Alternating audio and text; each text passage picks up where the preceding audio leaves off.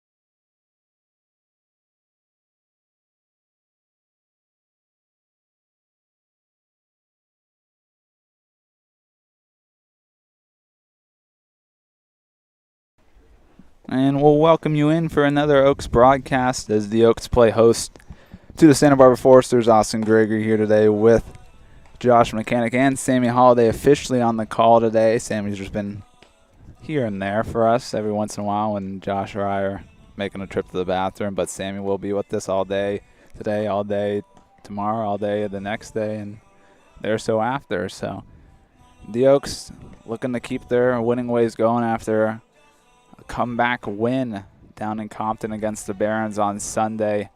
And it's Alexander Rivas on the mound today. Josh, what do we have to expect from Rivas today? Well, for Rivas, he's been the most efficient starter for the Oaks this summer. This will be his 4th start. Just expect to see a lot of strikes from Rivas. He loves to let his defense work behind him. He'll keep that pitch count down and try to just limit the barrels of this dangerous Foresters offense. And Sammy, obviously, the last time out against the Foresters for the Oaks, not a pretty one. 12-1 loss, a perfect game for the Foresters through 6, and it wasn't a great one. They're able to turn things around, but what's a key today, you think, for the Oaks to try and get a win against this tough Foresters team? Well, against the Foresters, you really want to be throwing strikes. You really need to hit your spots. You need to play defense. You can't be giving them free outs. This lineup is very dangerous, as you've seen a couple times already this year. But as long as Rivas can hit his spots, as long as the defense can play good behind him, Oaks should have a shot to win this game. Yeah, and that defense has been doing a good job relatively as of late. We still see some errors here and there that are coming back to bite the Oaks, and the defense that's going to be surrounding Rivas behind the plate. His Cal Lutheran teammate from this past spring, Brendan Durfee, will be the starting catcher. Tyler Ganus, man who's been red hot defensively and offensively, will be the first baseman. His future Oregon teammate Jack Brooks is his second baseman, and his current Oregon teammate Gavin Grant is the shortstop. His Rivas' first pitch strike there. Salgado, another red hot bat. He'll be at third, and left to right in the outfield. In left field, we're going to see Charles Masino return to the lineup. Austin Carillo, of course, in the center, and it's Zach Daudet out in right. As that one's popped to shallow right center, and it's Carillo settling under it for out number 1. Well, right off the bat, we see a classic Alexander Rivas start to the game, throwing a first pitch strike, and then on the second pitch of the game, getting weak contact for an easy out there for Carillo. So Miguel Santos steps in now, the second baseman. For the Foresters today, Rylan Charles was the leadoff hitter who just flew out.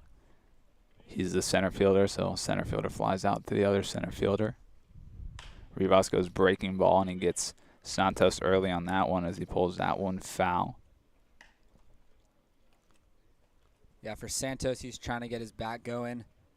Hitting about 240. He's gotten a lot of playing time for the Foresters this summer.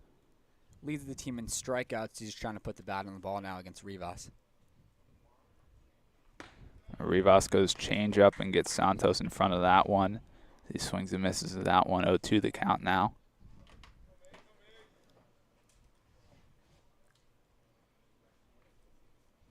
Rivas goes hanger, and that one just drops in past Salgado in the 5-6 hole, so it will be a base knock for Miguel Santos. Yeah, just not the pitch there that you want if you're Alexander Rivas on 0-2. That breaking ball just backed up on him and just stayed up, and was an easy rip there for Santos. Kevin Bazell will step in now. Yeah, you really got to bury that 0-2 breaking ball. Really cannot give up 2 strike hits against this team, as it can really start a rally. Rivas checks on Santos over at first. Bazell, the catcher today. The leading hitter so far this summer for the Foresters, and by a fairly wide margin as well. Another first pitch strike from Rivas as he goes with the breaking ball and drops that one in for strike 1. Santos over on first. 1 for 2 on stolen base attempts in CCL play so far this season. And we know the arm as Rivas gets him at first. A beautiful pickoff move there from Alexander Rivas, and that's now back-to-back games. We've seen the Oaks recording out via the pickoff. There was an inning on Sunday, actually, where it went pickoff at first, caught stealing at second, pickoff at first, and that's how all 3 outs were recorded in that inning. As Rivas gets a liner out to center field to Carillo, so it ends up being a 1-2-3 inning, with even though a hit was surrendered because of the pickoff by Rivas, as the Oaks pitching staff has done a great job at their pickoff moves since. We'll come back in the bottom of the first. It will be Ganus, Carillo, and Grant for the last few games to start things off for the Oaks offense, as they'll take on Brandon Beckel on the mound for the Foresters. We'll be back.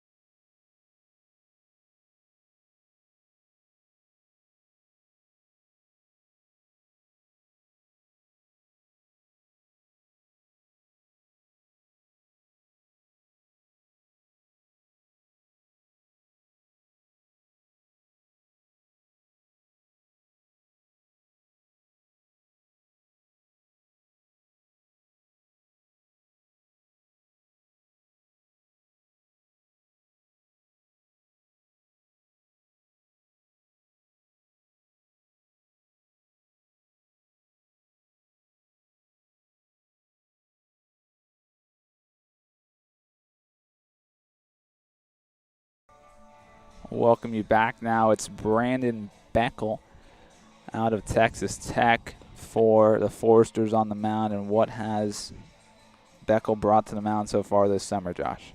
Well, for Beckel, he hasn't pitched too much for the Foresters this summer. He had a pretty efficient outing against the Saints, but he's got Kevin Bizzell back there, a catcher that he's pretty familiar with, an actual teammate of his at Texas Tech. So it's going to be an all Texas Tech battery between Bizzell and Beckel. So with the comfortable catcher behind the plate, hopefully Beckel's able to be more comfortable out there and stay closer to the strike zone.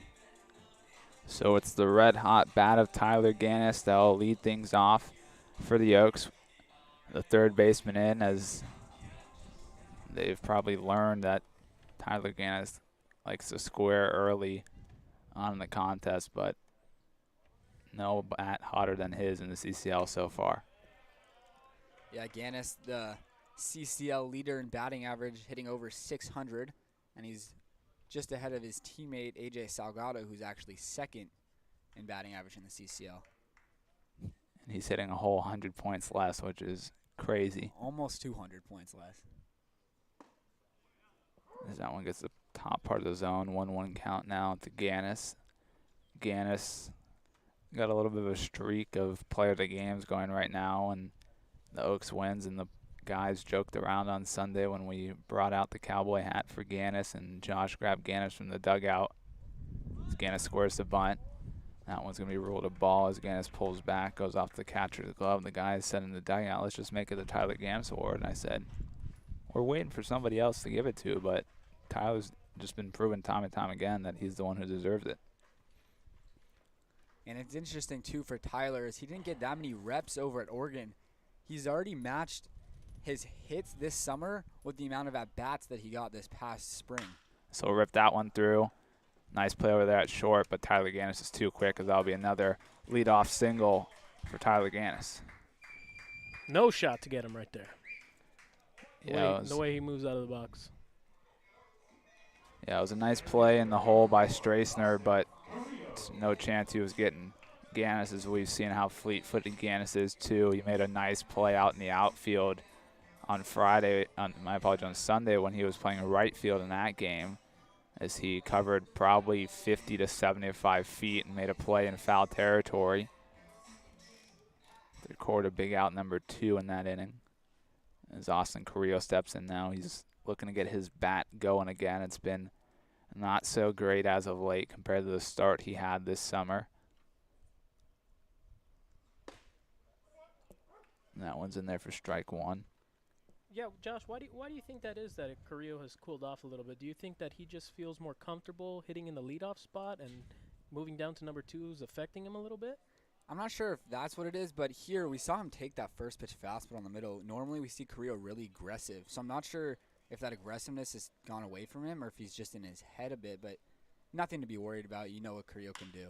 Shoot that one to left field. That's going to be a fly out, and it's definitely not something to worry about with Carillo moving down to the 2-hole. That was his regular spot this past spring with Cal Lutheran, so he's definitely comfortable in that spot, but he's just trying to get the bat going. He doesn't really know just hasn't been getting balls to fall the way that I guess he was in the first start of the summer. Obviously he had the home run high off the foul pole here a few weeks ago now, and he wants to get that bat going the same way he's had the glove going all summer long, as Gavin Grant steps in the box now.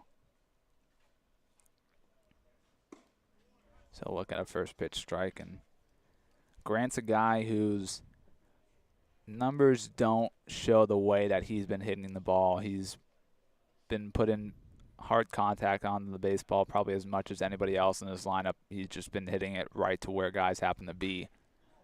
And Shatters his back there. It's a weird bat break right there, as that one got off the top part of the barrel and it just split his bat up top. So that'll be some firewood for Grant to use tonight, as he'll get a fresh bat. Yeah, that kind of just looks like a pizza slice taken out of the barrel of the bat. Very weird. I don't think I've ever seen a bat break like that.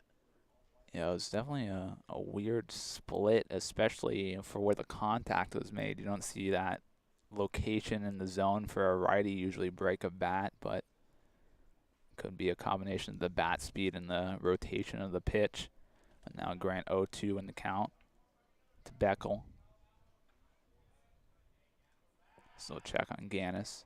Yeah, that old cliche, if you come to the ballpark every day, you're going to see something new. I don't know about you guys, but that was the first time I've seen something like that. Yeah, the bat was completely open. You mentioned Grant's doing more than his numbers say. He's actually working on a 6-game on-base streak right now and having scored at least 1 run in each of the past couple games, so looking to continue that today. So found that one off to the right side. Count remains 0-2. And we've also seen Grant play some really nice defense out there at shortstop, becoming the everyday shortstop for the Oaks so far this summer. Yeah, we're starting to see the everyday lineup take shape. A lot less rotation. As Grant fires that one to third. Nice play over there at third. They'll get 1 out at second. But Grant will be throw out to first, so it'll be a fielder's choice that Grant grounds into for out number 2, as Ganus is out at second. Third baseman, number 21, A.J. Salgado. Good hands there at third base from Will Pendergrass to come up with that ball and get the lead runner there at Ganus. But with the chopper there and with the speed of Gavin Grant, it's really difficult to double him up. As Josh mentioned, the second best hitter in the CCL so far is A.J. Salgado, who steps in the box now. He's been anywhere from the 3 spot to the 5 spot as of late, but he'll be here at the 4-hole. So that one misses down. For Salgado, it's been an excellent start to the summer, and he's just actually reached base in every game that he's had an at-bat in. Literally just about to ask you that question, so Josh already on top of it. We're just speaking telepathically, apparently. So that one misses down. And Sammy, what do you think's allowed Salgado to just be so successful right away every single game he's been playing in? You know, you could just see it with some hitters when they're locked in, and Salgado, he's about as locked in as you can be. You know, a lot of hard contact, hitting the gaps, not quite getting a ton of extra base hits, but hitting the ball up the middle a lot. Just a lot of hard contact. He won't be happy with that swing on the 2-0 pitch.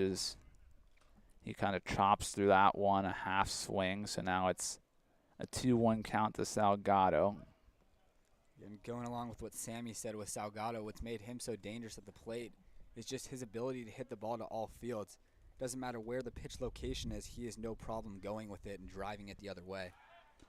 So check on Grant at first, and he's going to be hung out there to dry. So we see 2 pickoffs in the same inning.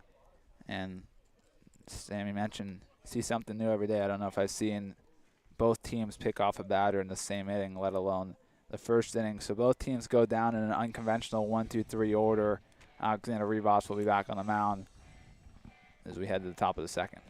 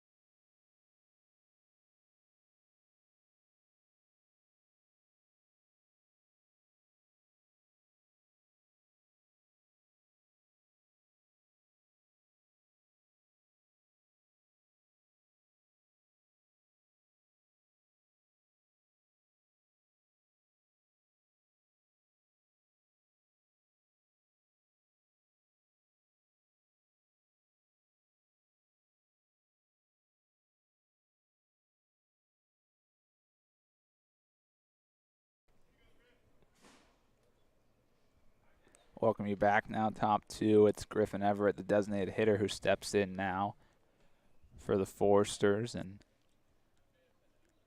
Rivas looks to continue the good start.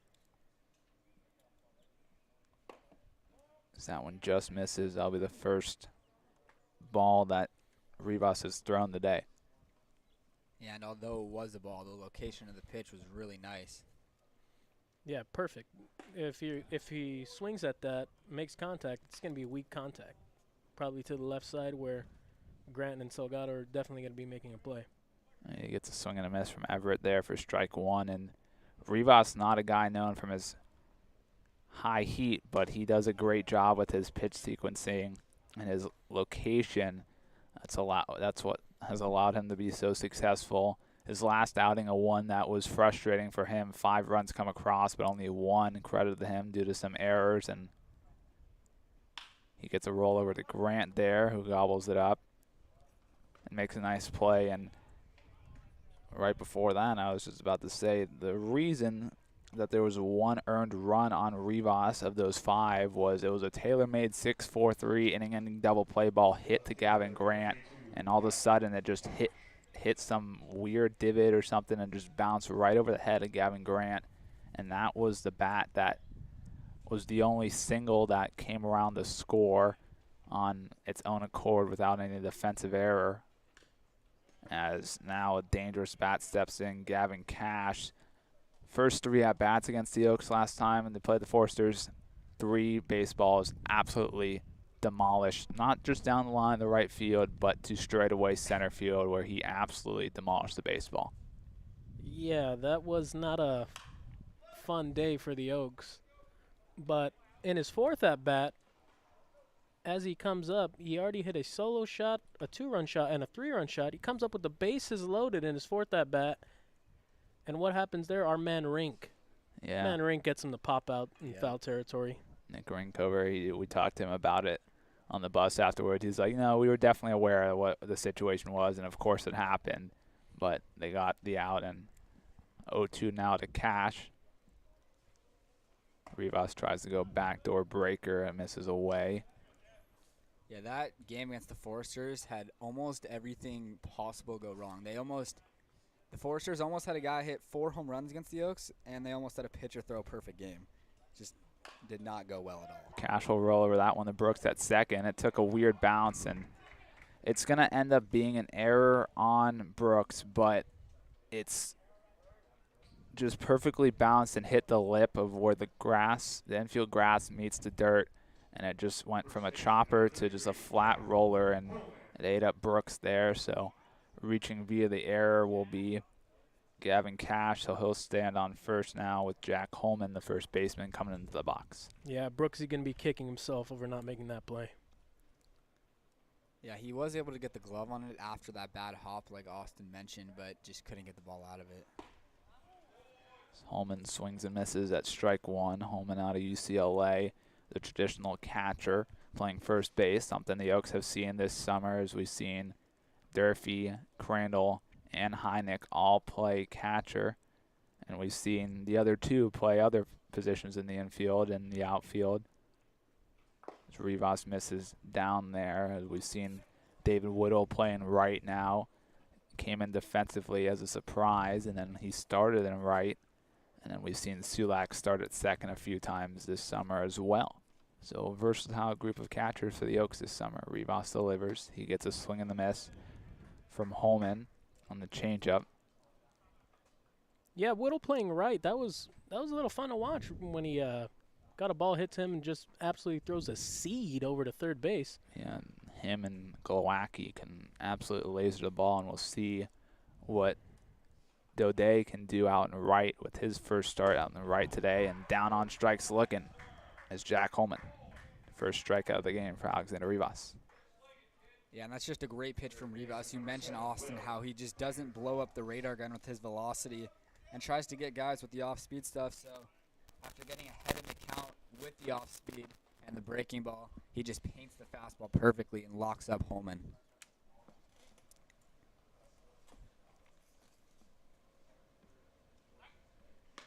Rivas will check on Cash at first. Pendergrass steps in now. He made the nice defensive play on the hard hit ground ball from Gavin Grant that ended up being a fielder's choice. Out number 2 at second for Ganus. That was unable to be a double play. Rivas goes fastball for strike one there. So it's another first pitch strike for Rivas. He's done that to 6 of the 7 batters he's faced today. A lot of efficiency from Rivas, not getting real deep in counts, finishing guys off quick. You'd love to see that, especially with the Oaks, how the pitching staff not as deep this season, so you really need your starter to get deep. You need at least 5, hopefully 6, maybe even 7 today out of Rivas if he stays efficient. Yeah, we've seen some injuries from the bullpen, some struggles. Garrett Apker added to the roster today. So Rivas' fastball misses away. 1-2 count now to Pendergrass. And for Pendergrass, he's trying to break out of a little slump that he's in. 1 for his last 10. Runner goes. Throw from Durfee. It's a little too high. So runner will get in there with the stolen base. Yeah, no chance there from Durfee. As Rivas didn't have the fastest delivery to home plate, not only that, Durfee had to reach across his body, and even a perfect throw there wouldn't have gotten Cash. Not really something you got to worry about, though. 2 outs, 2 strikes. Just focus on the batter, get this guy out. A 2-2 count now to Pendergrass. Cash now stands on second. Rivas gets the swing and a miss. Atta babe. So back-to-back strikeouts from Rivas to end the top of the second.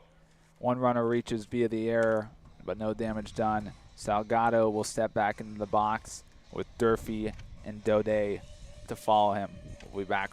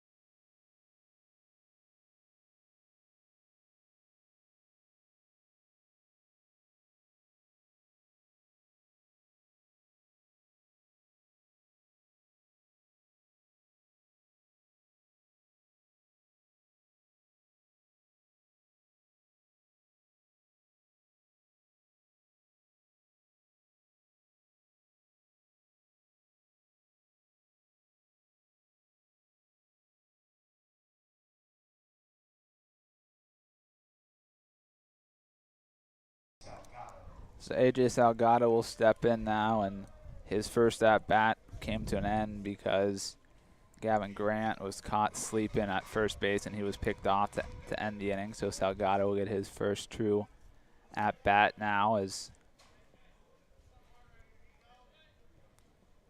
he looks to get things started. It's a first pitch strike that he looks at, so a different start than the last at-bat. The last one started 2-0 and then went 2-1 before Grant was picked off, and now Salgado behind in the count 0-1 here. And that one will be ruled a fastball, strike number 2 on the outside part of the plate. And Salgado didn't seem too happy about that one as he kind of tweaked his head, but now he's behind in the count 0-2. Yeah, that was more of the inside of the right-handed batter's box. That one looked way off the plate. Yeah, and that one's definitely off the plate. The fastball misses. It went 3 straight fastballs to Salgado to start off this at-bat. That one misses away. Salgado coming off a great year this spring as he looks at ball 2 down. Just finished up a spring at Cal State LA where he played in 55 games. My apologies, 49 games, all of which he started in. The average 362, the OPS just a little 980 something, no big deal. So he'll chop that one down the third base line, foul. Yeah, very impressive numbers from Salgado. No matter which way you cut it, which metrics you look at, I mean, the guy is an absolute animal at the plate. Just a great hitter. We'll see if Rivas is going to come back out. As Jackson Jordan is up in the bullpen, loosening up. We know Jordan's coming off an injury. This could be some side work from him. We haven't seen him pitch in a while, and Rivas still has his arm wrapped. Salgado rung up on a fastball on the outside part of the plate.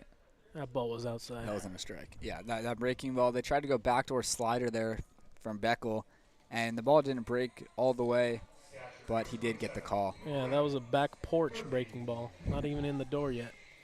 He wasn't happy about that, but now Brendan Durfee steps in now, the catcher today, coming off a great spring here at Cal Lutheran in his sophomore season. His first true season with the Kingsmen as spring of 21 did not count for the Kingsmen. So he fouls that one away. And for Durfee, he's one of 7 guys hitting over 300 so far this summer for the Oaks. We saw Durfee make his first start at first base this summer on Sunday. Looked good, too. Made a couple good plays out there. Yeah, he did a good job. Used his height to make a couple nice plays. 1-1 count to him now. The last 2 games he's played in, he's gone the full 9 in each, which we're seeing more and more of for these guys as of late. So rip that one to the left field for a base knock. Just a textbook piece of hitting there from Brendan Durfee, getting the fastball up and away and just lacing it right back where the pitch was, left center. Yeah, beautiful to see. Beautiful. And you'd love to see it from Durf, you know, because he is the sort of the leader of the locker room, you could say. And, you know, when he's feeling good, he's loose, team stays loose, team plays a lot better. So Zach Daudet steps in now. We want to say a thank you to Zach's dad for giving us the proper pronunciation when we met him on Sunday. So lead out of the way of that one. He's off to a hot start this summer as well.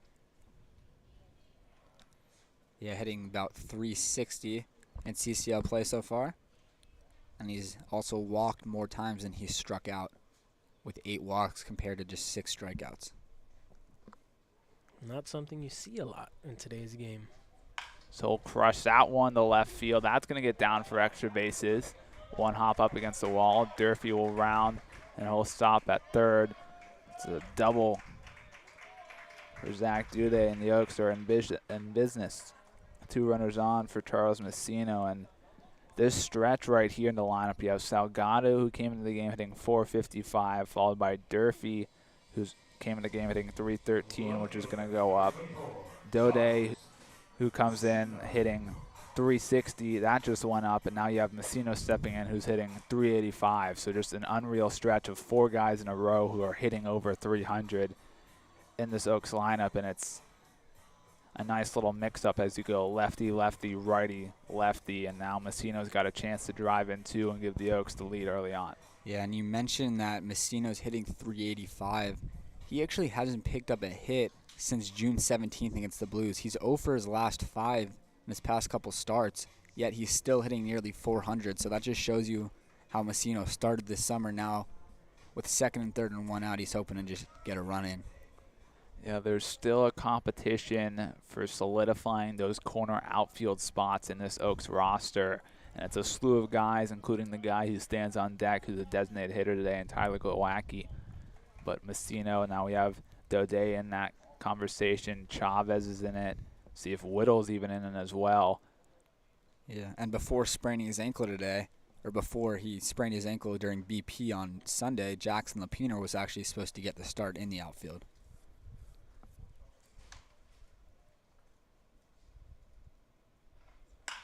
As Masino crushes that one to center field. That one's going to be trouble for the center fielder, but he'll make a nice catch out there as he takes away extra bases from Charles Masino. So it'll end up being a very, very deep RBI sac fly for Masino as he absolutely crushed that baseball, but it was a sprawling backwards effort out there in center for Ryland Charles. What a play. My goodness. Yeah, that ball was hit directly over his head, so for Charles, he had to go back, and he did a good job of just putting his head down and running. Finally looked up, the ball was there, and found his glove. So Glowacki steps in now. So he'll chase that one downstairs for strike one. Glowacki trying to get the bat going after a very solid spring where he got a lot of playing time as a first year at San Diego State, which is always impressive to see first year guys playing a lot of the Division I program. So look at that one down. You know, just going back to Masino, it's got to be frustrating. You know, yes, you drove in a run, drove in the first run of the game. Yes, that's positive, but for a guy who, you know, just doesn't get as much playing time as he wants, then you just absolutely lace a ball in the center field and you see a play made like that costs you extra bases and 2 RBIs? God. Yeah, it's got to be frustrating. I mean, could say the same. Gavin Grant had the same thing happen to him the other day when he ended up going 1 for 4, but it could have easily been 3 for 4 as he was robbed of extra bases on a baseball crush to center. He was just happened to hit a baseball insanely hard right to the shortstop's glove. So, like Sammy said, frustrating for these guys to barrel up a baseball, but to get not what they want out of it. So Glowacki will take that one up. So Glowacki chases the first pitch for a strike, and then he gets disciplined and looks at 3 straight balls. 3-1 the count now to him. Yeah, Glowacki doesn't have the highest average on the team, but he still looks confident up there. Yeah, I don't think he's letting, you know, his little bit of a slump get to him at all. And he'll work a walk. So great job there by Glowacki after chasing the first pitch for a strike to look at 4 straight balls to work a walk. Now runners on first and second with Jack Brooks stepping in the box. And I talked about that stretch of 300-plus hitters of Salgado, Durfee, Daudet, and Masino. Now brings up another red-hot bat who's hitting over 300, and Jack Brooks. Yeah, Jack Brooks is an up-and-coming freshman. Boy, has he really impressed both offensively and defensively so far this summer. So try to back pick Daudet. That one will get away from the shortstop. Yesterday during batting practice, I was talking to a couple of guys, and one of the players said that they believe Jack Brooks has the most potential of anyone on this Oaks roster and will go the farthest in their baseball career just because of where he's at with how young he's at. That one was actually ruled a strike. So 0-1 count now to Brooks. Daudet on second. Glowacki on first. Brooks will foul that one away off the catcher. 0-2 the count now. And Brooks has been very impressive. The day he arrived with his future Oregon teammates, Grant and Ganus, he was inserted in the starting lineup, and he hasn't been out of it much since. Yeah, for Brooks' his first start, we were expecting just a spot start from him, and he really hasn't given up that second base spot. So look at ball one there now. 1-2 to count to him. And yeah, obviously, you know, tough break for him in the top half of the inning with the ball that just hits the lip of the infield grass and ends up eating him up for the error. But besides that, he's been very impressive defensively and obviously offensively, hitting over 300. So he'll take that one up. Yeah, and for Brooks, the last 5 games that he's had an at-bat in, he's reached base. He did have a game in there in which he came in as a defensive replacement, and he didn't have any plate appearances, but the last 5 games in which Jack Brooks has recorded a plate appearance he's been on. 2-2 count to Brooks now. So foul that one back over our heads. And we talked about how Daudet 8 walks to 6 strikeouts.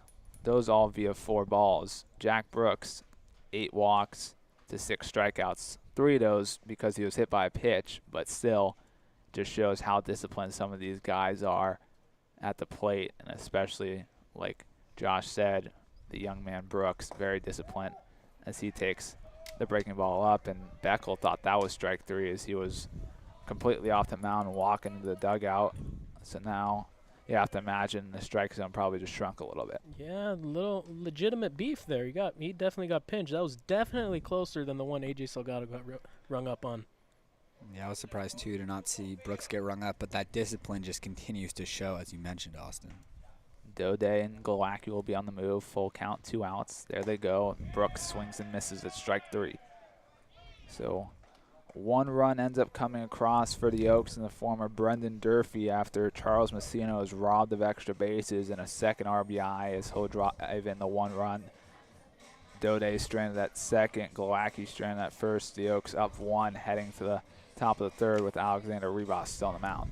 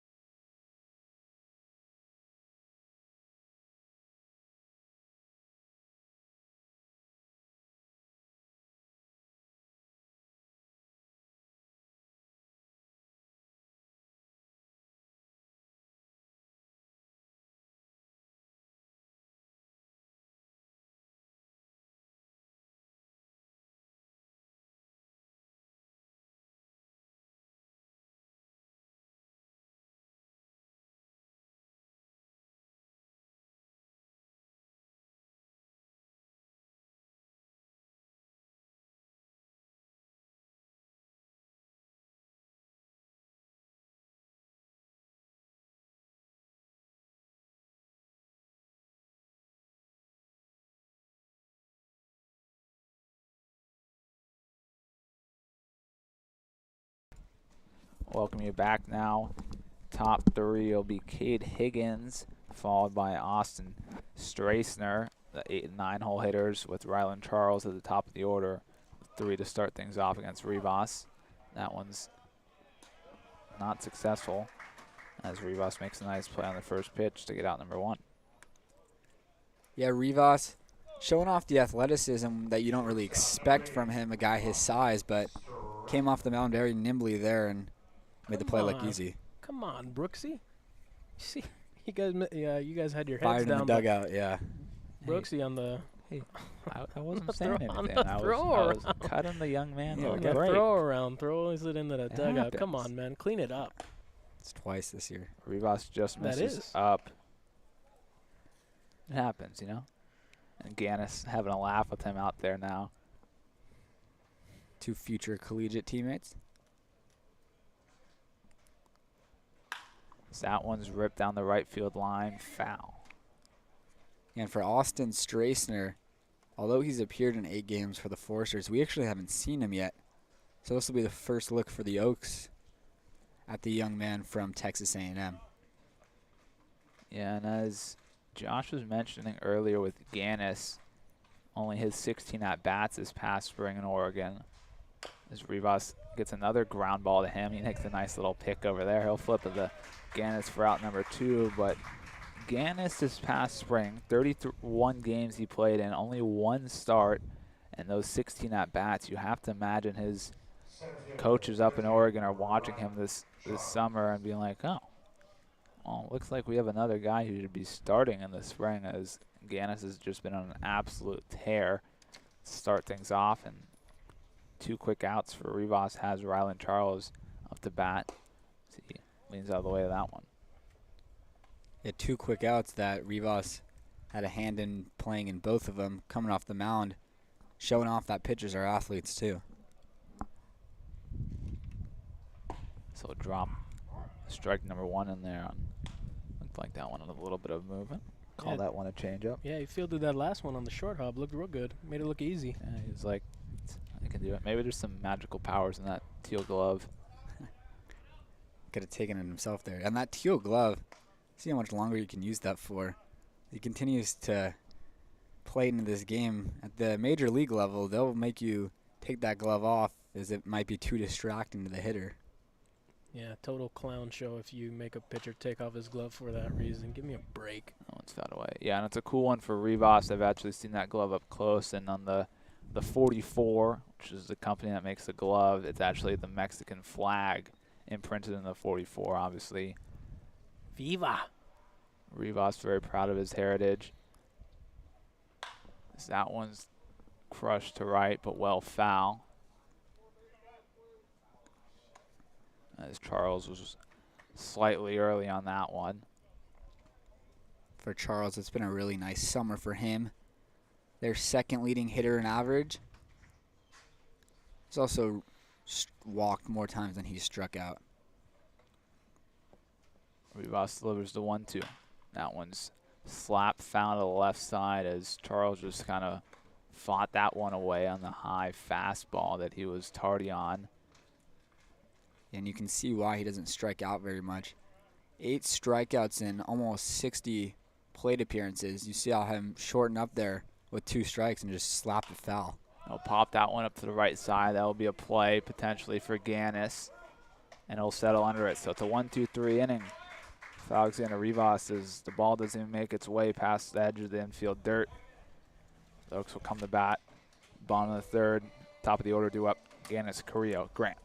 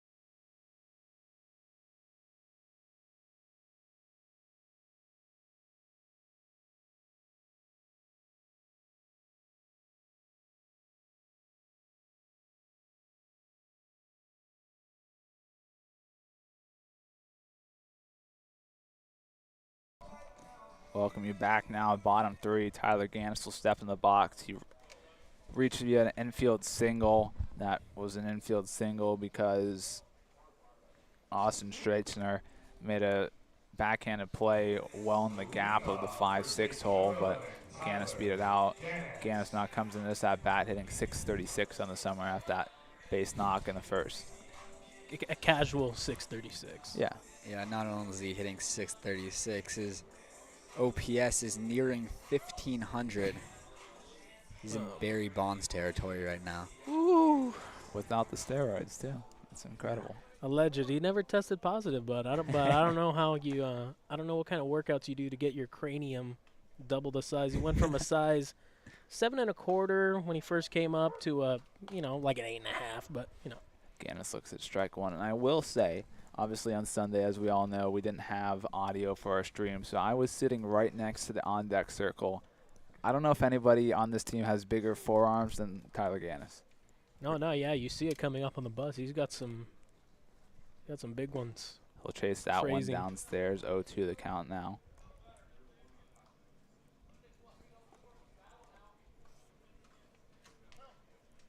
Yeah, for those of you watching today, why don't you go ahead and drop in the chat where you're watching the game today. I know we got some Georgia viewers, Heineck's family. Let us know if you got a kid on the team, if we're pronouncing their name wrong. Ganus chops that one foul. Casual play for former MLB draft pick Cody Raymer over there at the third base coach's box. Yeah, former College World Series star at Arizona. I was a wee little high school game day intern when Cody Raymer was playing for the Oaks and was drafted that same summer.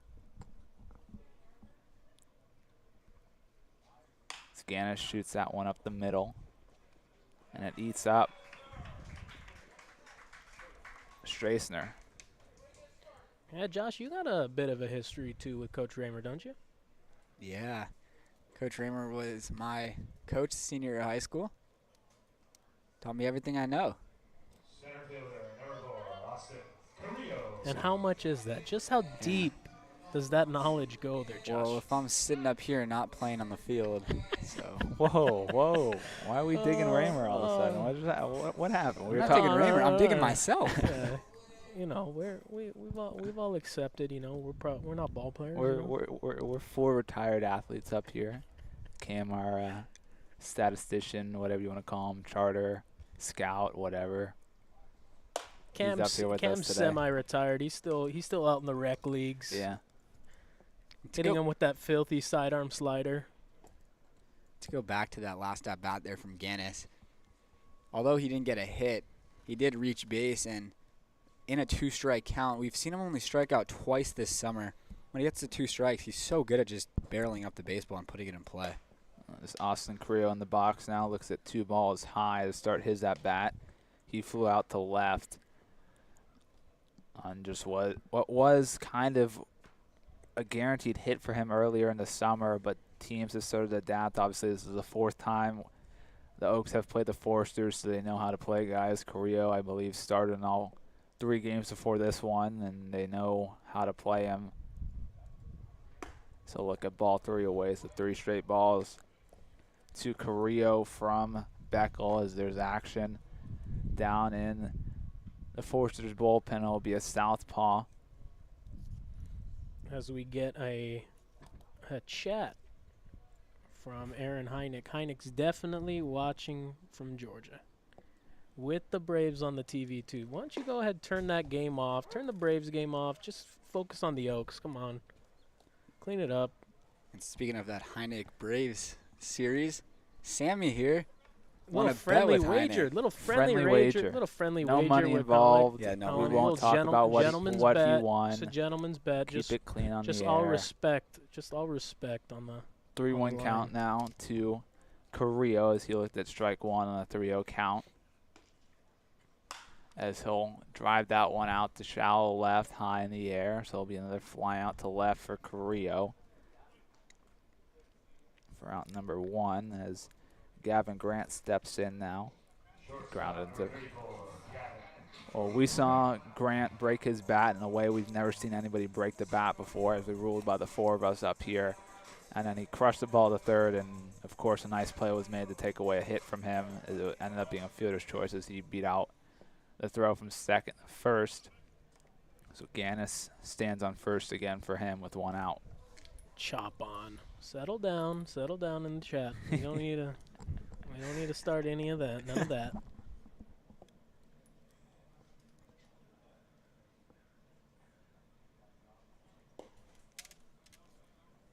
That one misses well away on what looked like maybe a slider there to Grant.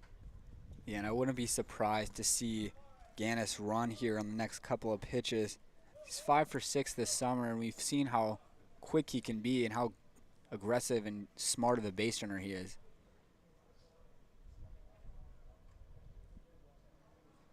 As Grant crushes another baseball right to where a guy happens to be standing, as he'll fly out to left. And Josh, going back to your comment about 5 for 6 for Ganus. I can't remember exactly when he was caught stealing, but I'm sure he was probably actually safe, and the umpire just missed the call, if I had to guess.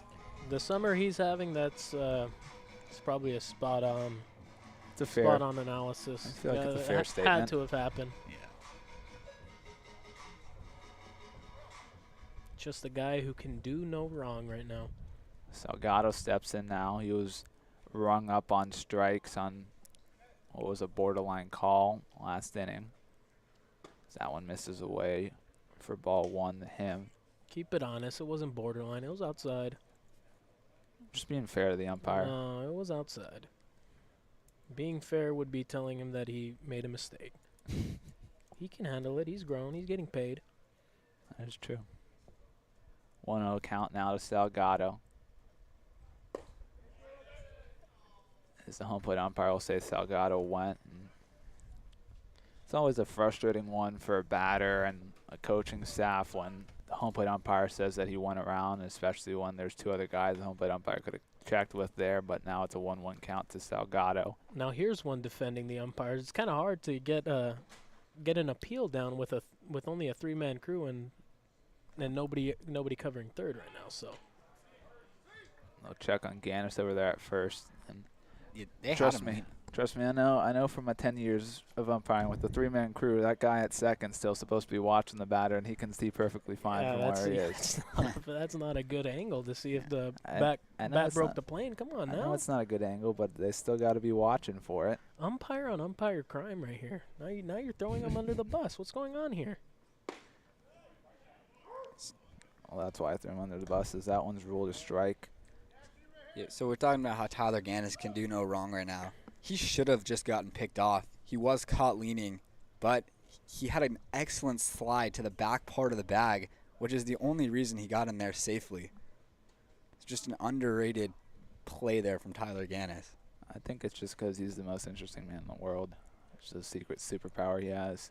1-2 count now to Salgado. Ganus goes. Salgado swings and misses at strike 3. Ganus would have been safe, but it doesn't matter as that's out number 3. Rare 2-strikeout game from Salgado. We'll take you now to the top of the 4th inning with Alex Rivas still on the mound for the Oaks.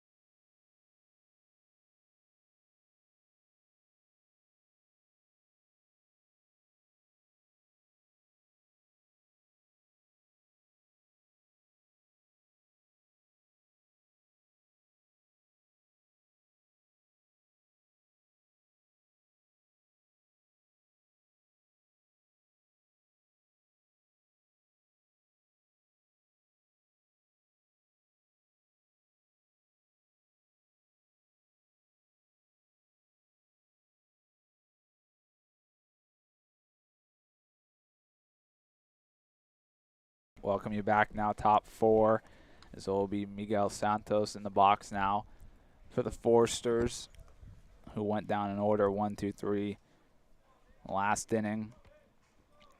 So Rivas gets Santos to foul that one straight down as he went first pitch breaking ball. And for Rivas, it was a very efficient first 3 innings where he only threw 38 pitches. And coming from Cam, letting us know that Rivas, of those 38 pitches, threw only 8 balls. Yeah, probably only like at most the 3rd time that Cam's been useful for us this summer. Oh, come on. That one's chopped down. The head of analytics and scouting for the Oaks. No, Cam helps us out a lot. As we've mentioned, the radar gun does not work here still at Cal Lutheran, so Cam on his own accord has a pocket radar that he lets us know what guys are topping out at. I feel bad for him, though, because all the pitchers in the bullpen now attack Cam after the games to ask him what they're topping out at. As Rivas gets strike 3, as he'll paint the corner there with a fastball to Santos for his 3rd strikeout of the game. And that at-bat was textbook Alexander Rivas efficiency. Just 3 pitches, using the breaking ball, the fastball, and then getting the fastball to lock up Santos looking. A little good morning, good afternoon, and good night.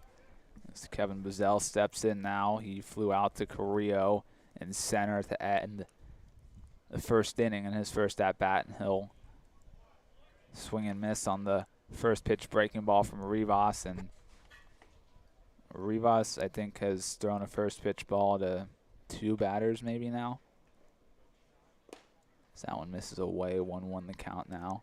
And you're not surprised to see Rivas go first pitch changeup, second pitch breaking ball to Bazell, who really barreled one up his first at-bat and lined out to center.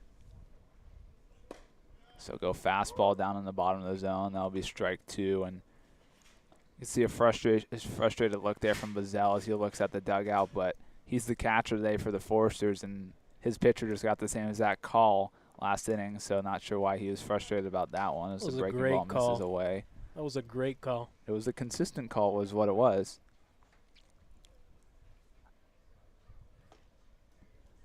Two count now from Rivas. So that one just misses down. Count runs full. It's another good spot there on 2-2 from Rivas.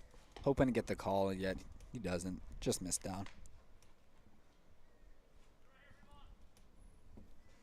Rivas goes 3-2 delivery.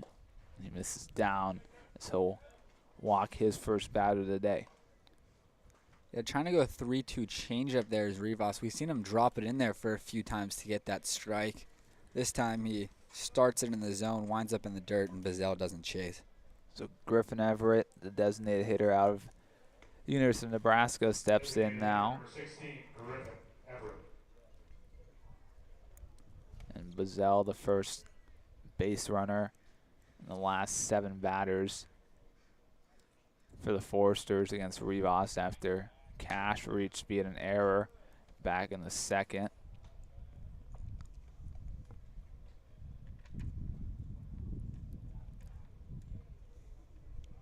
Everett grounded out to Gavin Grant at short to start off the 2nd inning, as he'll foul that one off the mask of Brendan Durfee, and that one's going to hurt. Yeah, definitely taking his time. Yeah, and we're seeing Durfee holding on to that chin to make sure it's okay. Austin explained to us that Durfee took a nasty cut there underneath his chin, and we saw him working on it the other day as well after taking a foul tip off the mask. He checks on it again. Not the most modern mask. I think it's bleeding again. Yeah, it's got to be. He just went to it a couple of times and shook his head and wiped his hand on his pants, so may have reopened the scab, which is just going to be frustrating from him. He'll have to get it bandaged up in between innings. Rivas just misses up there. 1-1 the count now to Everett.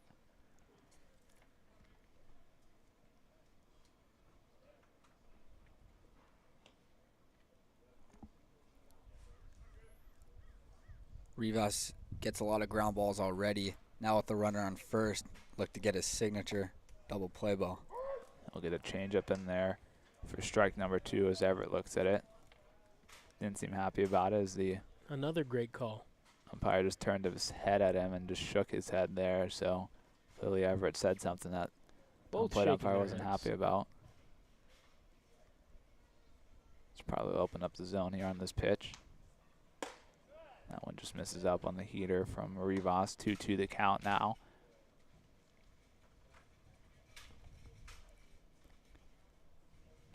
Bazell on first for the Foresters. Gavin Cash waits on deck.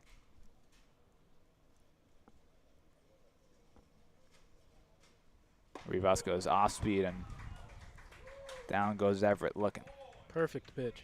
Perfect pitch. Just froze him right there, buckled his knees. Little window shopping. Left fielder number 32, Gavin Cash. Cash steps in now. He reached via that error on the unfortunate change in direction. It went from a chopper that Jack Brooks read perfectly to all of a sudden a worm burner that just kind of threw him off, and he was able to reach after he bobbled it. Runner went there, but Cash way early on that one pulls that one foul into the Foresters bullpen. So another first pitch strike for Rivas as Bazell has to head back to first now. Yeah, Rivas not the quickest delivery to home plate, so Bazell got a pretty good jump there. Looked like Cash was told to swing no matter what. It wouldn't really be a hit and run with 2 outs, but definitely a run and hit situation where Cash was asked to Check swing. on the runner. It's back in there, and there was originally a lefty up in the Foresters bullpen, but now it's a righty, and it looks like it's Kyle Robinson as of now who's throwing down there. So Rivas gets Cash to roll over that one foul. Yeah, as you mentioned earlier, the long delivery to the plate, that's been a bit of a problem for the Oaks this year. Not necessarily the catchers not being able to make a good throw to get the runners out, but these runners are just getting such a good jump on the Oaks pitchers this year that the catchers really don't have a chance. Cash fouls that one away. I just want to say that Tyler Ganus fielded that ground ball, and he held it for a second, and then he threw it and threw a perfect strike, hopped it on the third baseline, and it rolled perfectly right to the feet of Evan Gray, who's on ball duty today, and shows how incredible Tyler Ganus is. Does it all. You really gotta just build them up, huh? It's underrated stat right there. Hitting 636 isn't enough. He also, makes perfect throws to the dugout as a first baseman on a foul ball. Doesn't really need to. That's a good resume builder. Just does it all. Sings his own walk-up song. Another strikeout for Rivas as Rivas strikes out the side. 2 of them looking as gives up 1 walk, strikes out the other 3, and keeps the Foresters from crossing the plate. Oaks lead 1-0. Head in the bottom of 4th. Durfee, Daudet, and Masino due up.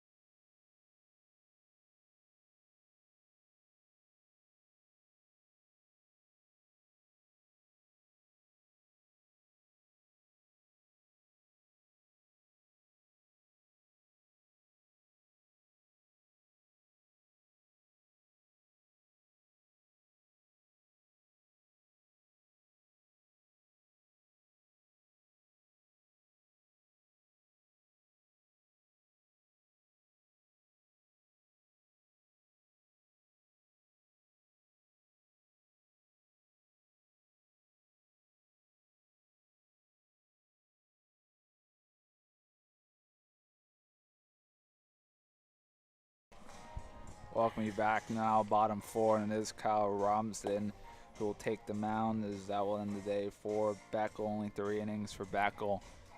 We've seen Robinson already this summer, but what's the rest of his summer look like, Josh? Well, for Robinson, that was actually just one of his 2 outings this summer, and he actually picked up the loss against the Oaks the lone time they've beat the Foresters back here a couple of weeks ago. For Robinson, it's been a couple outings, not very clean for him, but he's trying to follow in the footsteps of his fellow Red Raider, another guy from Texas Tech, and Kyle Robinson, and now he'll throw to another guy that he's familiar with in Kevin Bazell. Now Brendan Durfee will step in. He ripped the baseball to left for a base knock in his first at bat, as that's a fastball on the outside part of the zone for strike 1 to Durfee. Durfee, the only run to come across the plate so far today for the Oaks. Yeah, it's such a tough pitch to get to from Durfee, low and away. And if they get that call against him, it's almost impossible to hit. The backdoor slider doesn't make its way inside, as that will be ruled ball 1. First pitch registered at 92 miles an hour. So 92 off the plate, called a strike. You're not hitting that ball. Durfee fouls that one off to the left side, out of play. 1-2 count now. That velo stat from Sammy brought to you by Cam. The pocket radar. And for Durfee, his last 2 hits have both been the opposite field to left. So he'll take that one downstairs as the fastball misses in the dirt. 2-2 count now.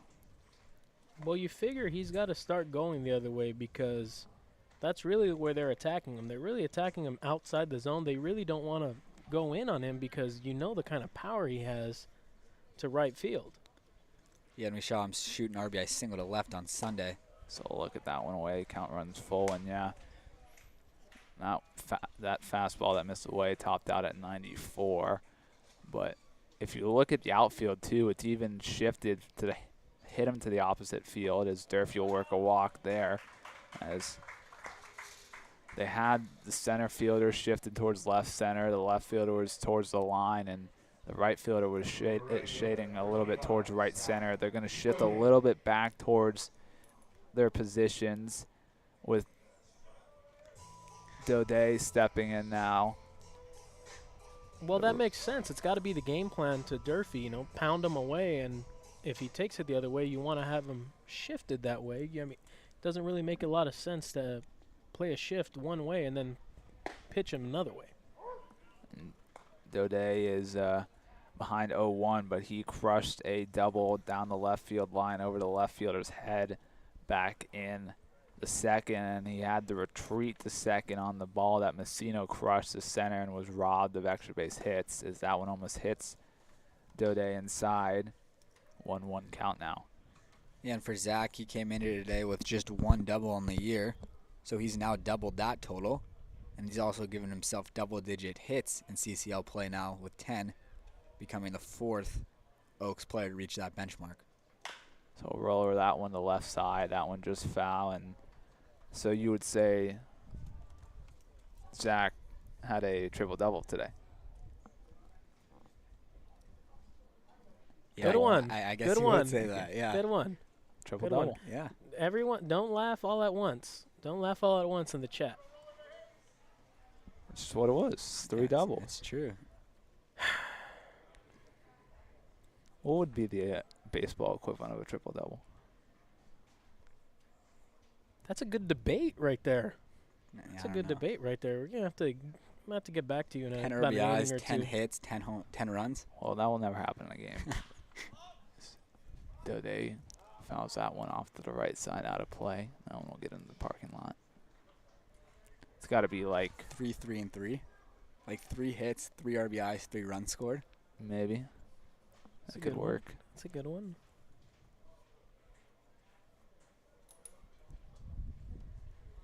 Obviously, 3 doubles in a game. Yeah. That would truly be a triple-double. Yeah, it's 1/3 of the way there. That one misses away. Nice job behind the plate by Bazell to keep that one in front, to keep Durfee at first, as Daudet has worked the count even at 2 now. Durfee isn't really someone you'd expect to steal. No attempts this summer, but he was 2 for 4 in the spring. As another foul ball there from Daudet. That's about 4 more attempts than I would expect. Whoa. It's a smart base runner. He's not a runner. That's probably on double steals or something. Austin, you called the games. Tell us. I won't comment on his speed. Okay. Out of respect for him. Okay. He's a smart base runner, though. That's how he steals the bases. Savvy base runner. Well, 2 for 4. I mean, that's 50%. So. I do know that in a game that I didn't get to call, he did go first to home on a double. Wheels. Count runs full now to Daudet. He's really grinded out this at bat against Robinson. He wasn't hauling anything that day. He had the trailer unhooked. And Daudet works a walk, so it's back-to-back walks as the 96-mile-per-hour fastball from Robinson misses inside. And that's a great at-bat there from Daudet.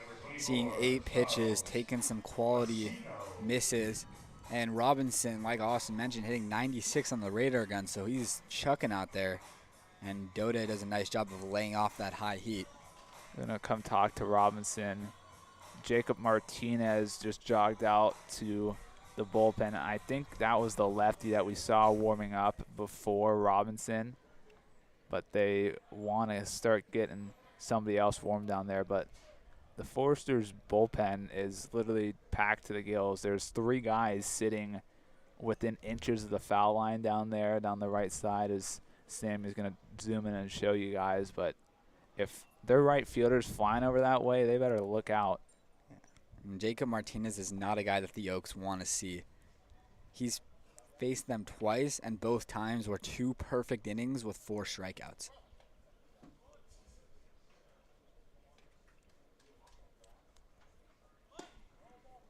That one misses away as Masino scored the bunt but pulled back. As we mentioned, Masino absolutely barreled a baseball out to center field, and a little sprawling, lunging catch from Rylan Charles that took away a 2 RBI double at least from him, as it results in a sac fly. As he bunts, he gets it down back to the pitcher. It eats him up, and Masino's going to reach. So not a start that Kyle Robinson was hoping for. Walks the first 2 batters and then commits an error on a sac bunt attempt. Yeah, he's having a tough go about it right now. That wasn't really a great bunt, as it was to the pitcher pretty quickly. If he would have fielded it cleanly, he could have had a play at third. Yeah, it was not too far away from the pitcher's mound, so Robinson was able to field it rather quickly. And, yeah, like Sammy said, there could have been a potential play at third. Glowacki hits that one down the left field line. A land in play, but no play will be made on it. And this is a situation that could really give Tyler Glowacki the boast of confidence he needs to get his bat out of the slump that it is with the bases loaded and nobody out. Yeah, really need Tyler to come through here. He'll shoot that one through the 5-6 hole, and now we'll score just 1 run as that baseball came off the bat too fast for Daudet to even have a chance of trying to score from second. But it'll be an RBI single for Tyler Glowacki. Excellent. Excellent stuff from Tyler right there. And with Daudet at third, no need to send him there. Cannot make the first out at home, as second visit of the inning looks like they're gonna forced to pull him now. With the lefty, Brooks coming to the plate with Martinez, the lefty, out there ready, and they'll bring in him to face Brooks, Ganus, and Carillo, the next 3 that he'll face. We'll actually see if there'll be a pitching change. The manager came out of the dugout, but the umpire got right into the middle of that huddle. I don't know if they have the same rule like the major leagues, where if there's a second mound visit, you have to take out the pitcher. I thought I saw him. He pointed. I thought I saw him signal to the bullpen. So usually, if that happens, usually he's got to come out. I don't know what the discussion can possibly be. Now there's going to be a conversation between. Really, and as you see Coach Dave come out and asking what's going on right now.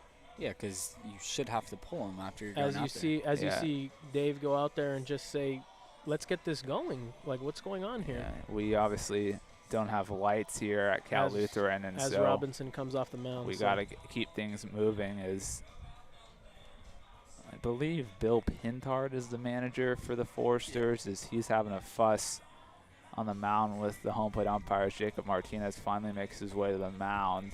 I really can't even imagine what this could be. Yeah, I'm not sure either. I think it's like everyone except for the home plate umpire wanted to make that pitching change. I don't know what's going on. Yeah, I'm not sure exactly what the whole conversation was there, but we'll take a break here while Martinez comes to the mound as the third pitcher of the day for the Foresters. The Oaks up 2-0 with nobody out, bases loaded, bottom 4.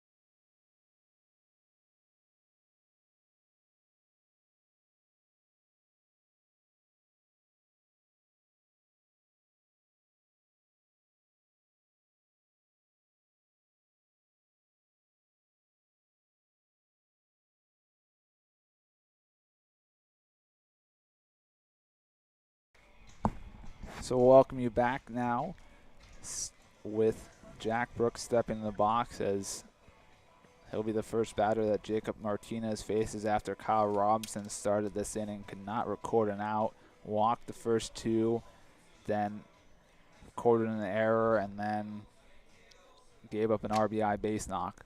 And those are the 4 batters that he faced, as Jack Brooks will step in now. A big situation here for the recent high school grad with the bases loaded. Still nobody out. As Martinez's fastball will miss away for strike 1. Mike Eldridge for ball 1. Yeah, book still not closed on Robinson. We'll see how this inning progresses, and we'll see how many more runs get charged to him. Yeah, responsible for all 3 guys on base right now.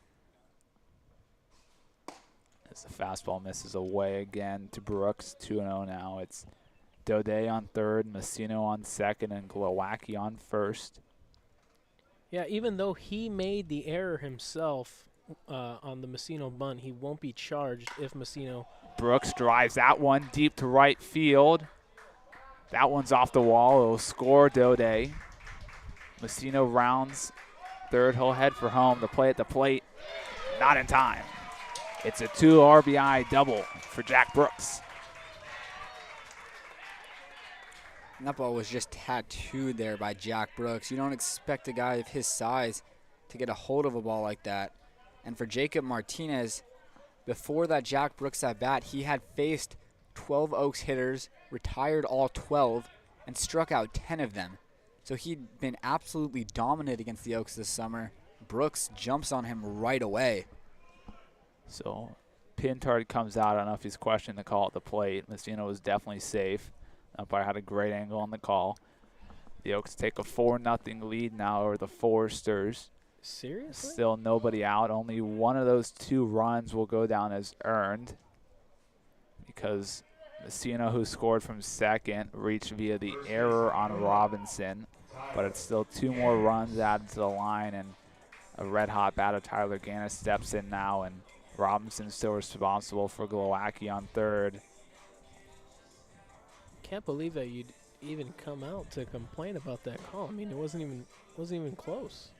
And for Brooks, we've mentioned how hot he's been at the plate this summer, but that's actually the first extra base hit, first double we've seen from him. The fastball misses high and away to Ganus now. As Ganus has got his future Oregon teammate, his current Oaks teammate, and Jack Brooks on second, and Tyler Glowacki on third. Yeah, Brooks on that ball, Glowacki was kind of not rounding second, and Brooks almost passed him up because Glowacki just had to make sure that ball got down before he really committed. Martinez drops the second pitch changeup inside for strike number 1. Nothing Ganus could have done with that pitch except for fight it off. It was in on his hands. 1-1 the count now to him. So he'll shoot that one. The third, it goes off the third baseman's glove, and 2 runs are going to come in the score. It's going to be an RBI for Tyler Ganus. We'll see if they give him a hit or if it's going to be an error. Either way. That should be an error. They got a lot of glove on that. Yeah, either way, it's a good piece of hitting there from Ganus because at least 1 run would have come in no matter what, but we've talked about it. Tyler Ganus can do no wrong right now. And that ball somehow got all the way to the outfield. I think Jack Brooks running down the line really affected the third baseman on that play. I think he heard footsteps, saw Brooks out the corner of his eyes. It had to have affected him a little bit. Well, that will end the day officially for Kyle Robinson, as he'll have 4 runs on his plate, 3 earned, as the last batter he was responsible for was Glowacki. But Ganus has now reached in all 3 at-bats today. He gets an RBI there on the error. So he'll stand on first, nobody out, and 5 runs already across this inning for the Oaks, as Austin Carillo steps in now with 2 flyouts to left. As the sliders dropped in there for strike number 1. 1-1 the count now to Carillo.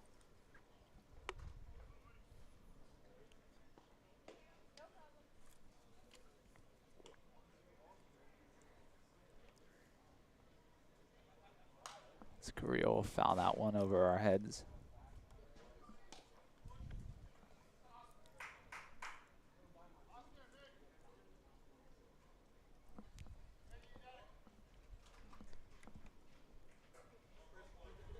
With still nobody out here for the Oaks, Foresters do have action down in that bullpen with the right-hander going. As Carillo drives that one out to right field. Right to the back pedaling Cade Higgins, and right now will finally be an out. As Carillo will be the first out here, as this will now bring Gavin Grant to the plate, who's 0 for 2, grounded into the fielder's choice in the first, and then he flew out to left on a hard hit ball in the third. So take that one inside for ball 1.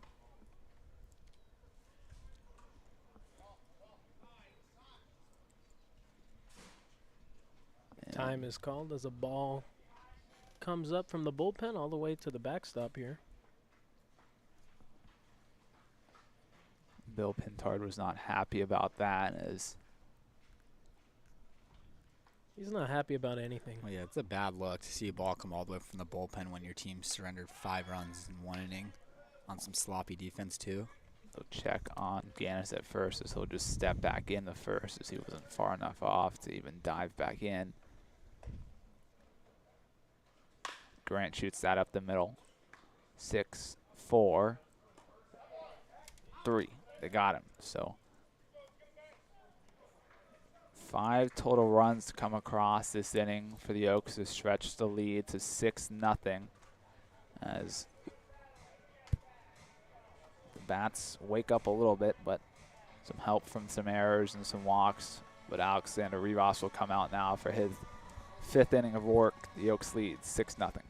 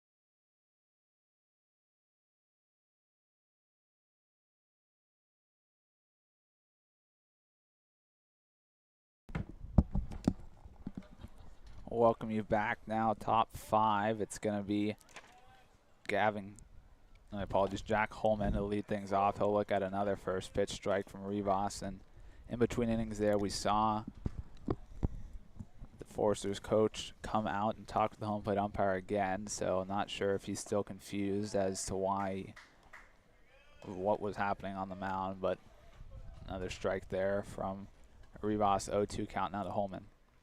Hopefully Rivas can continue his efficient outing so far. He was sitting in the dugout for a very long time. That was a really long bottom of the 4th inning for the Oaks.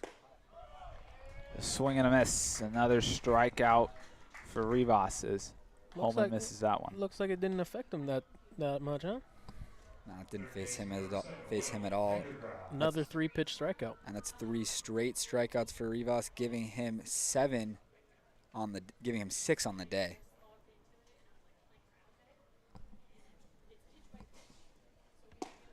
Another first pitch strike from Rivas as he swings and misses. As Pendergrass swings and misses as that one. Pendergrass struck out swinging his first at bat.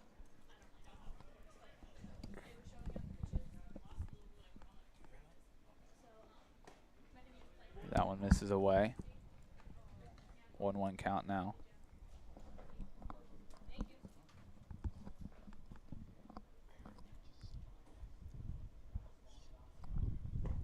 That one just misses down. 2-1 count.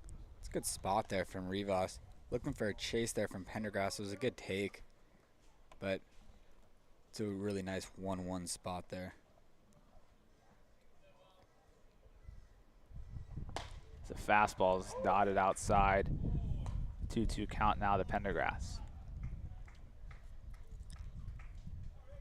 Really like the strike call from the umpire. That nice. Huh!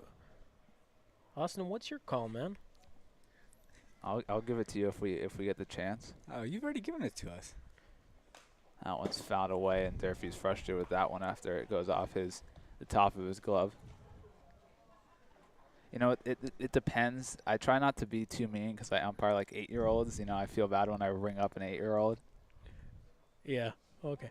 That hoo-ha to an 8-year-old. That's probably pretty demoralizing.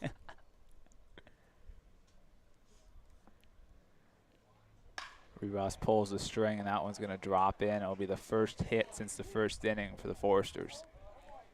Yeah, not a terrible pitch, 3-2 from Rivas. He tries to drop in the breaking ball. Unfortunately for him, Pendergrass was all over it and just ripped it into left field. Durfee will go out to talk with Rivas now. It's going to be Cade Higgins who steps in now as he had a failed bunt for hit attempt to lead off the 3rd inning. It just went right to Rivas.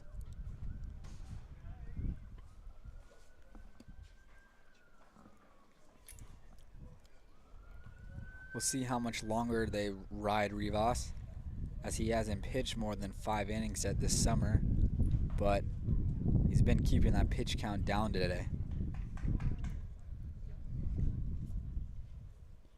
Rivas delivers. That one just misses up for ball 1 to Higgins.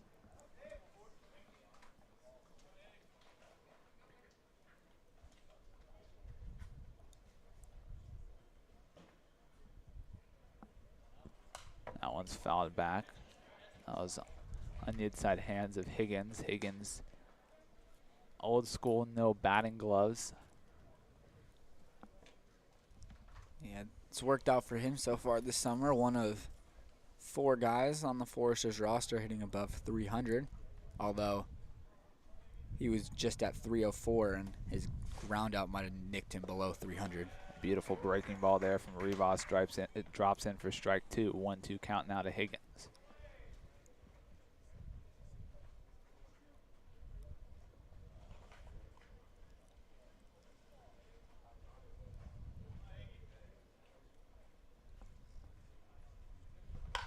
That one's yanked foul out of play down the right side.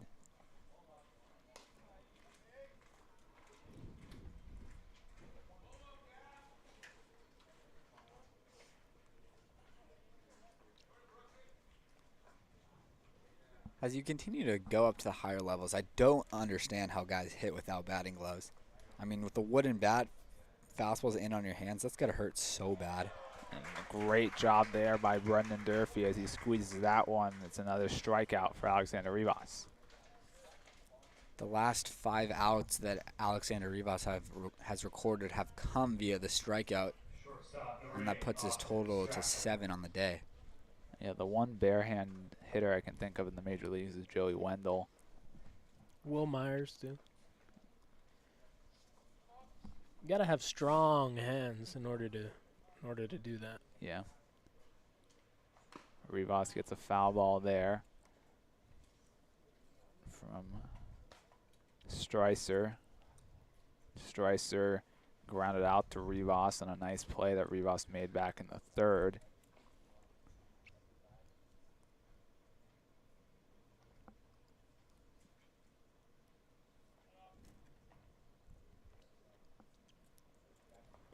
That one misses down. Kept there, though, by Durfee on a beautiful block by him. 1-1 the count now. And Streisner and Jack Holman are the only 2 starters for the Foresters that we haven't seen in a previous matchup with the Oaks.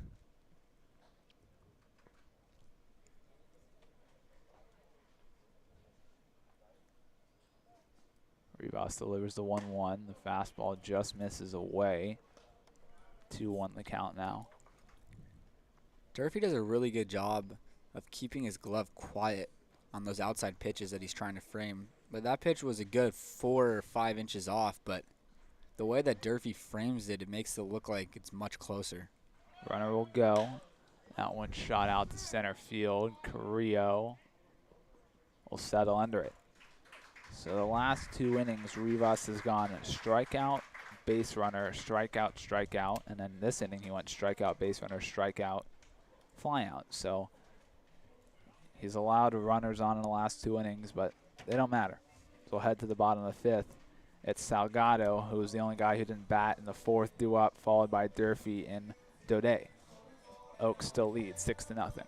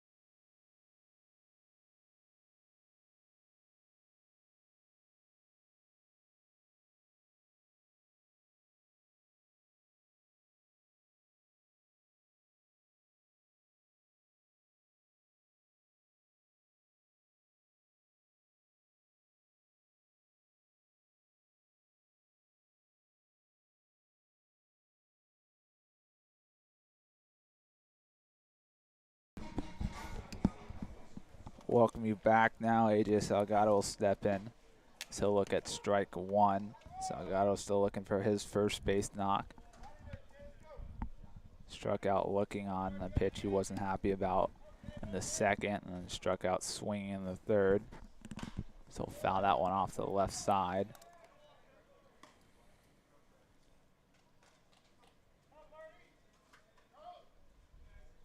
And for Salgado, today's the first 2 strikeout game that we've seen for him since their second CCL game back against the Foresters a couple of weeks ago.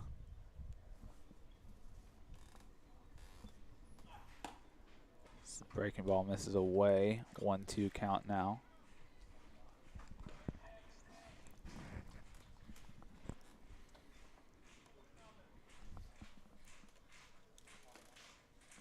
That one misses up. 2-2 now. Salgado's looking to keep his on-base streak going, having reached base in each and every game that he's had a plate appearance in. So shoot that one out to shallow left field, and he'll reach base on a base knock. Well, it took him a little longer than he usually does, but he picks up a knock in his third at bat. Once again, hitting it to the opposite field for a hit. Yeah, that's big for Salgado getting on, because this stretch right here of guys for the Oaks have been absolutely money today, with Durfee, Daudet, and Masino coming up. So Durfee steps in now, 1 for 1. See, leans out of the way of that one. Yeah, Sammy Singled, came around the score, walked, came around the score in his 2 plate appearances so far. Yeah, he started the string of 5 straight Oaks hitters to score a run last inning. So that one misses away.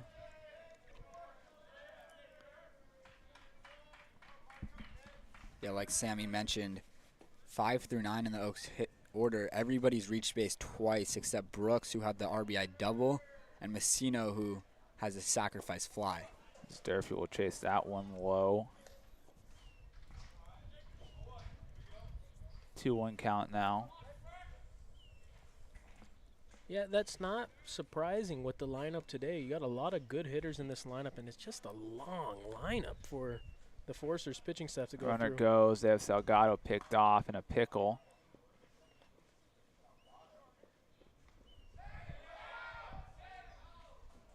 Let's say they got the tag, so Salgado gets picked off and gets stuck in the pickle, so he'll be out at second.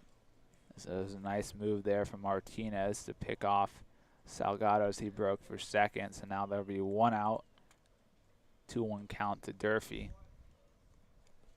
Yeah, and Salgado actually thought he got around the tag there. Had he gotten around the tag, he would have been able to walk to third base, as there was nobody on the left side of the infield. So Durfee will shoot that one to left field. It'll be a line out to the left fielder for out number 2. Yeah, Salgado just going on the first move on the lefty and just got picked off easily. Zach Daudet will step in now. He doubled in the second. And then he walked, came around the score in the 4th. Keeping their heads ringing, as his walk-up music suggests.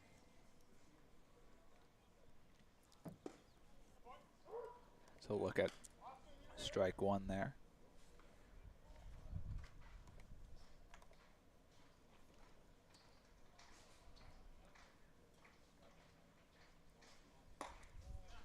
That fastball misses the zone for ball 1. And we've mentioned how Daudet's had a hot start to the summer. He's actually riding a 4-game hit streak, including today, and now a 6-game on-base streak as well. As he breaks the plane there. 1-2 count as he frustrated with himself for that. Yeah, and for Daudet, he's actually reached base in every single game he's appeared in except for 1. And it was actually that game against the Foresters in which hardly anybody reached base. Yeah, when nobody gets on base through 6, that's usually the final story on those games. The fastball misses away there. 2-2 the count. Yeah, because not only Zach Daudet been lacing up baseballs, he's also walking a lot. So shoot that one to right field. That one will get past the right fielder. Daudet will head to second. That'll be another double for Zach Daudet. Yeah, right fielder definitely had trouble with that ball. It looked like he was going to make a catch, but Yeah, the ball just continued to tail away from him off the bat of Daudet, who picks up his second double of the day. 2/3 of the way there from a triple-double. He is. Well, he's got a number 1 at In-N-Out right now with a double-double. That is true. Charles Masino steps in now. The RBI, crush sack, fly in the second, and a reach via an error in the 4th as he'll look at ball 1. Yeah, but even though he reached via an error, it's still not going to go against his average, as it would have been a sacrifice bunt had the pitcher Robinson been able to make the play cleanly. misses away on the slider. 2-0 now to Masino. It's a slew of 3 straight lefties. So 3 favorable matchups in a row for Jacob Martinez. That one misses up. 3-0, my apologies, now to Masino. 3 straight balls. There's action out in the Foresters bullpen. A couple guys just loosening out there, nobody throwing yet. I just guess I was just predicting the future there, as now it's 4-0. So Masino works a 4-pitch walk. Yeah, Martinez definitely not as sharp as his previous 2 matchups versus the Oaks. Glowacki will step in now. He had the RBI base knock in the 4th. Definitely one of the best swings we've seen from him so far this summer. So look at the slider for strike 1. He's not happy about that one. Neither is the Oaks dugout. You hear a little bit of barking from them at the umpire on that one. So Martinez will step off. He'll call his catch of the mound. Get them on the same page.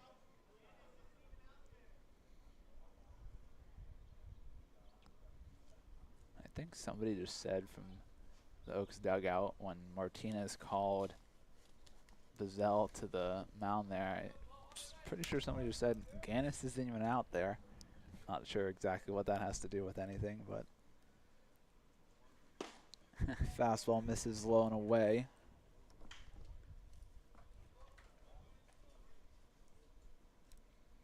Yeah, for Martinez, I just wonder if his confidence is a little shot, as the first batter he faced, Brooks, just ambushed him and took him to the wall. Maybe that has, got his bell a little rung up a little bit. Not quite as confident as he has previous 2 matchups versus the Oaks. Glowacki holds up on the check swing, but it's ruled strike 2 anyways. 1-2 the count now to him, and yeah, obviously that's got to be frustrating as he entered with a favorable lefty-lefty matchup, and all of a sudden he's watching the guys around the bases. As Glowacki chases one downstairs for strike 3, he won't even make an effort for first.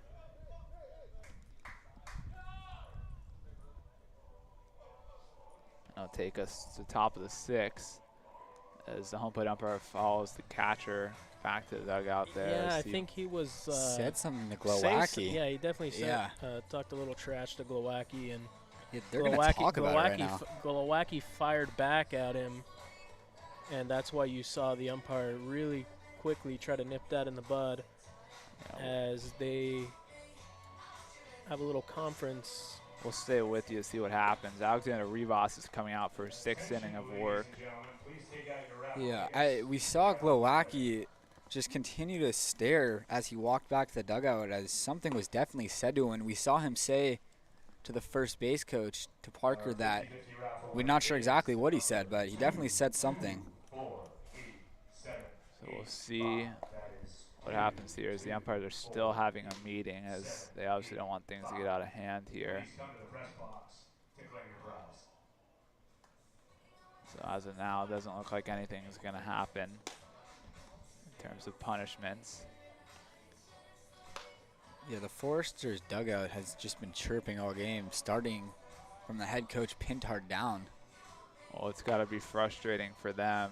They had a perfect game through 6 innings. They put up 12 runs on the Oaks in their last game, and now they're sitting here being shut out through 5 innings with only 2 hits to their names.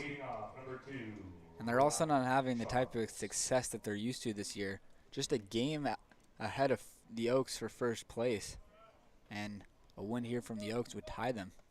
Well, yeah, they're definitely out of their element here, as they got more errors than hits as of now. There's a rare first pitch ball from Rivas as Rylan Charles steps in for his 3rd at-bat of the day. So that one's skied to right field. Daudet will settle into that one, and Austin Carillo was right behind Daudet if anything were to happen there.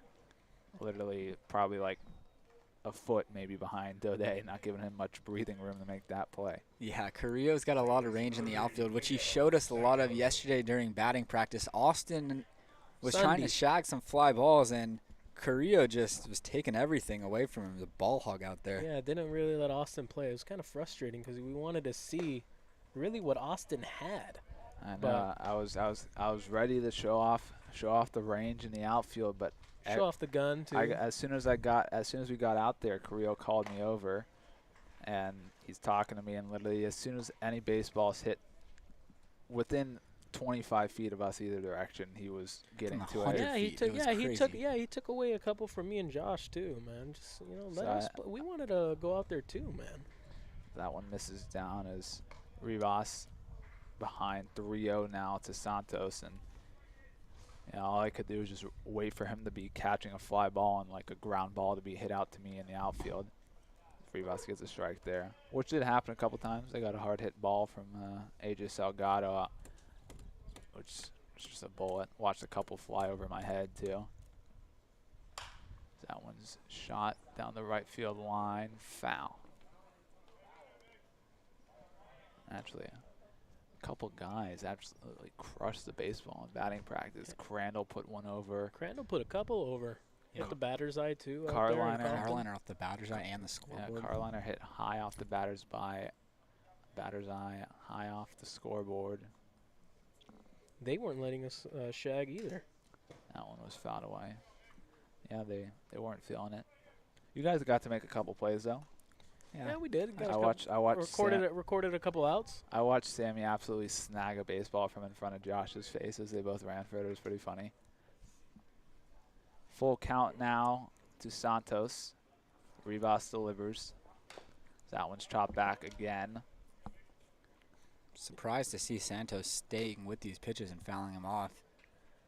He's continuing to fight here with 2 strikes, and we know Rivas takes these walks personally, so he's trying to stay in the strike zone, and Santos continues to foul these quality pitches off. Rivas delivers again. That one's chopped to Rivas. What a play by Alexander Rivas. Look what I found. Great play as Rivas does it himself as he uses that magical glove to make a magical play for out number 2. Yeah, I thought Rivas actually should have let that one go. When I saw him put his arm up, I was like, oh no, it's going to ricochet off.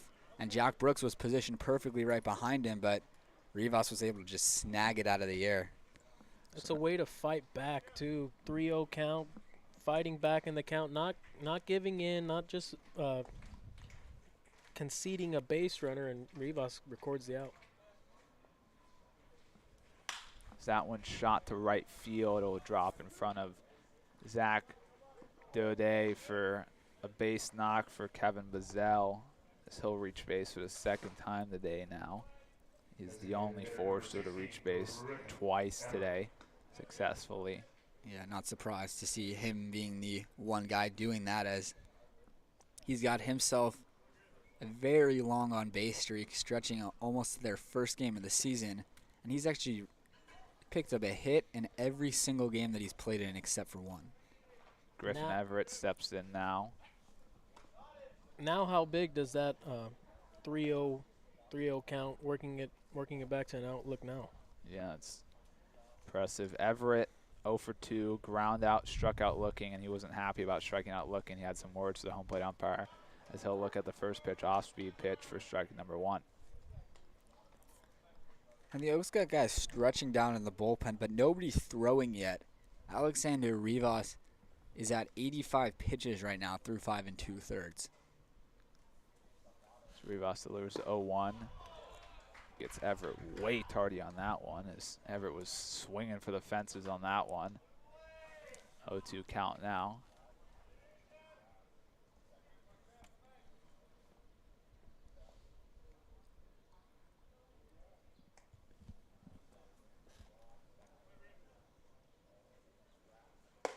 The fastball just misses up to Everett. 1-2 the count now from Rivas, and good waist pitch there. 0-2 count, high fastball, change the eye level of the hitter.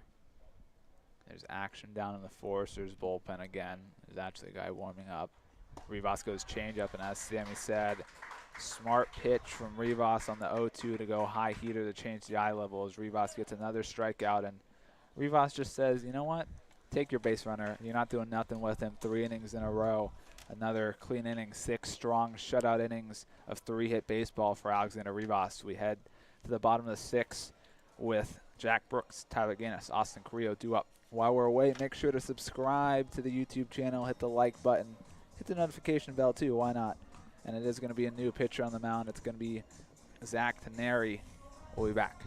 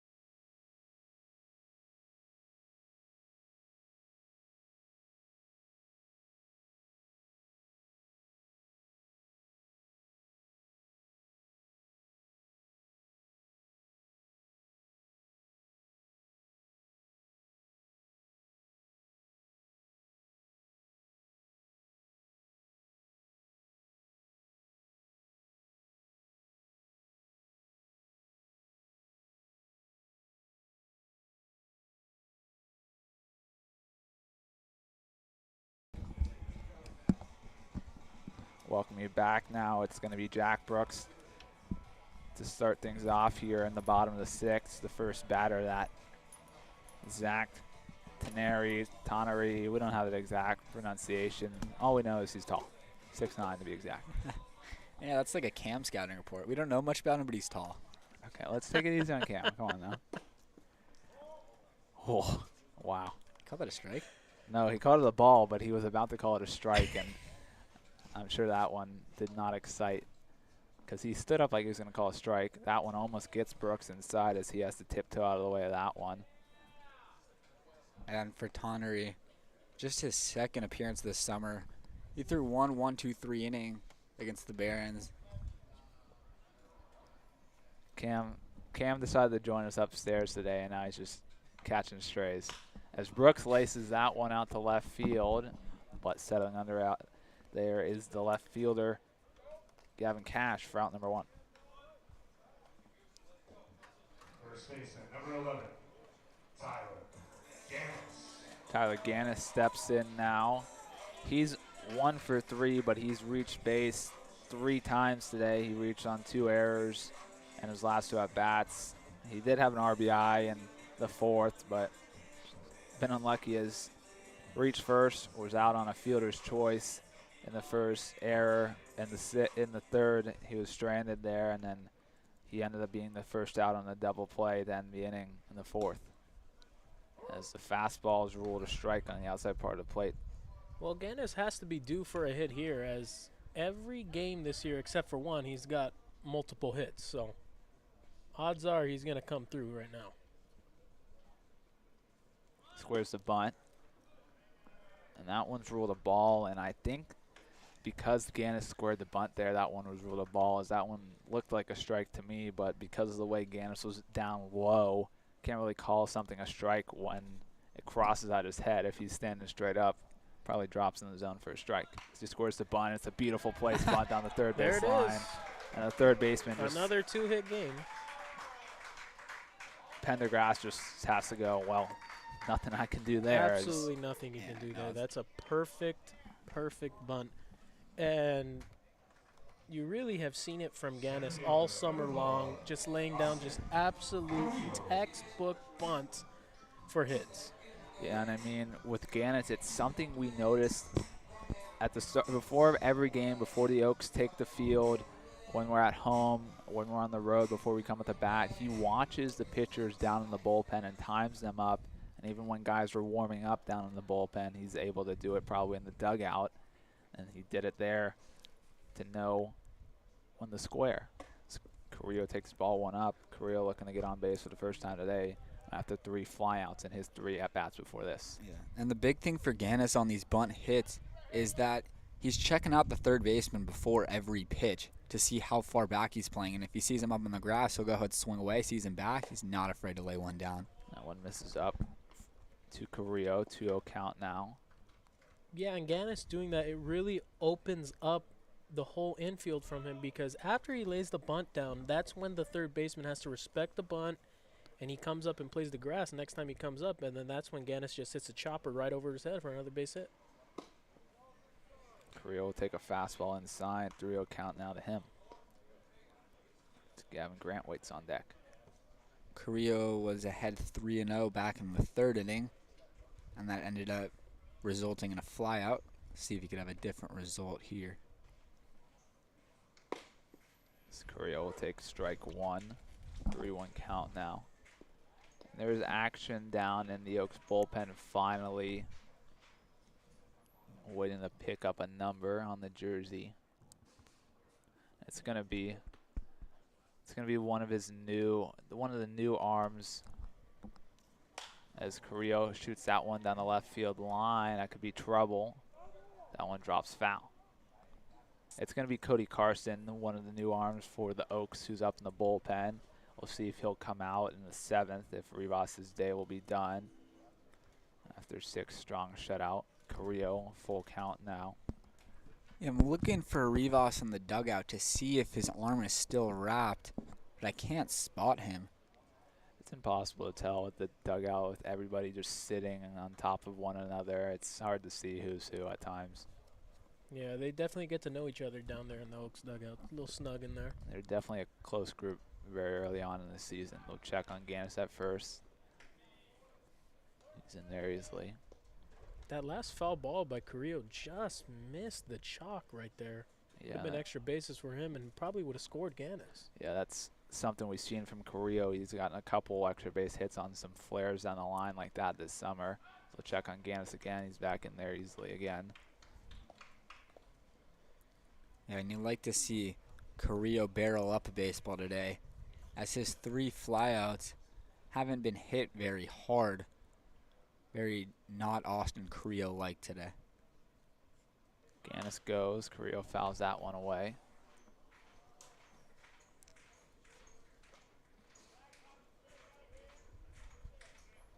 I like sending Ganus on that play. 3-2 count. Carrillo's not a guy who strikes out a lot. So just have Ganus in motion right there. Just, Carrillo's a guy who finds a lot of gaps. Not necessarily for doubles, but just ones that the outfielders have to make a good play to cut off, and Ganus can be on 3 easily on one of those kind of hits. Yeah, and the Forcers are still playing that outfield to the opposite field for the lefties, as they just saw Carillo nearly drop one in on the chalk. Ganus goes, and there's that base knock for Carillo. And there's that barrel as well. Perfect piece of hitting there from Austin Carillo, driving it right back up the middle. Gavin Grant steps in now. He's looking for his first knock of the day as he grounded into fielder's choice. And the first flew out to left in the 3rd on a hard hit ball, and then hit into inning-ending double play back in the 4th. Yeah, now with that Austin Carillo hit, Gavin Grant is the only Oaks player. Well, I guess he reached base on a fielder's choice, so every Oaks player has reached base today. The curveball drops in for strike 1. Yeah, Masino and Grant, the only 2 in the lineup, still looking for hits today. Yeah, but Masino's been on twice. The fastball gets in there. I mean, Masino should have had a 2-run double in the second, but just a ridiculous play in center by Ryland Charles. Really like to see Gavin get around a pitch right now. Get some confidence going, get a hit. Ganus breaks for third. And no throw. Tyler Ganus just swipes third. And with that steal, Ganus overtakes AJ Salgado for the team lead in stolen bases, notching his 6th of the summer. I'm not sure if that was a sign or Ganus just picking up on the pitcher and going on his own, because Carillo wasn't on the move. We'll see if Carillo will be now. 1 and 2, or first and third situation. He won't.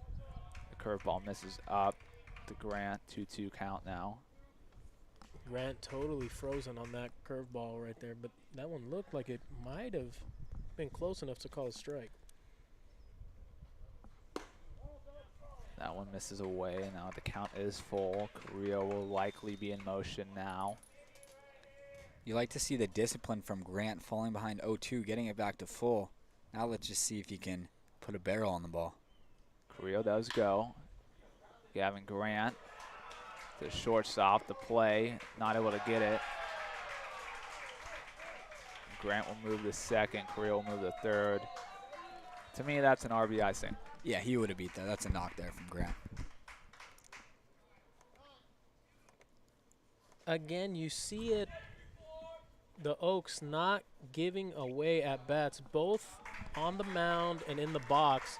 Grant was down 0-2 on that pitch, works his way back, puts the ball in play, a run scores, and the Oaks have 2 in scoring position. And just last inning, you saw Rivas fall behind a hitter 3-0, working his way back into that count, recording an out. Yeah, and this is a team that hasn't been getting a lot of breaks to go their way so far this season, so they got to fight their battles on their own, and they've done a good job of doing that today. As Sammy said, we'll see a mound visit here now as pitching coach will go talk to Tenori, and we'll see who was warming up in the bullpen. There's a lefty who's starting to throw out there for the Foresters. It looks like, well, I was going to say Jacob Martinez because I saw what I thought was 28, but he's already pitched today, so it might be Nick Griffin because I believe I saw 2. Maybe I'm completely wrong. Maybe Looks Matthew like 34 Magre. to me. Yeah, you got the closest angle. Salgado fouls that one away for strike 1. We'll find out, though, at some point. I'd have to assume as Salgado steps in now. He's singled in his last at-bat, falling 2 strikeouts. He'll shoot that one down the left side, foul and out of play. 0-2 count to him now. Surprised that with second, third, first base open that they're not being more careful with Salgado, but each of those first 2 pitches were in the strike zone, and Salgado just fouled him off. Salgado rolls over that one to the first baseman, eats him up, but they'll record the out. So it'll be an RBI ground out for AJ Salgado. Good job there from Salgado after falling behind in the count 0-2, just putting the bat on the ball and getting the RBI. And over there at first base for Jack Holman, that's exactly how you're supposed to play that ball, right off the chest. So bring Brendan Durfee to the plate now. He singled, came around the score in the second, walked, came around the score in the fourth, and lined out to left last inning of the fifth.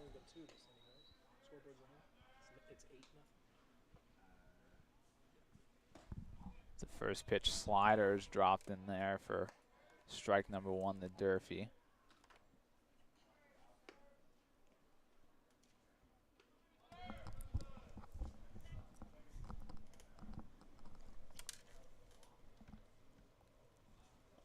So that one misses down. So Grant stays put at third as that one didn't get far enough away. It's a really good read there from Grant. As the second he saw a downward angle there, he had some 3 or 4 really hard steps. And not what you want to see for the Oaks. AJ Salgado with the team trainer going behind the dugout to get looked at. Durfee Fouls that one away. It was inside part of his hands there. 1-2 count to him now.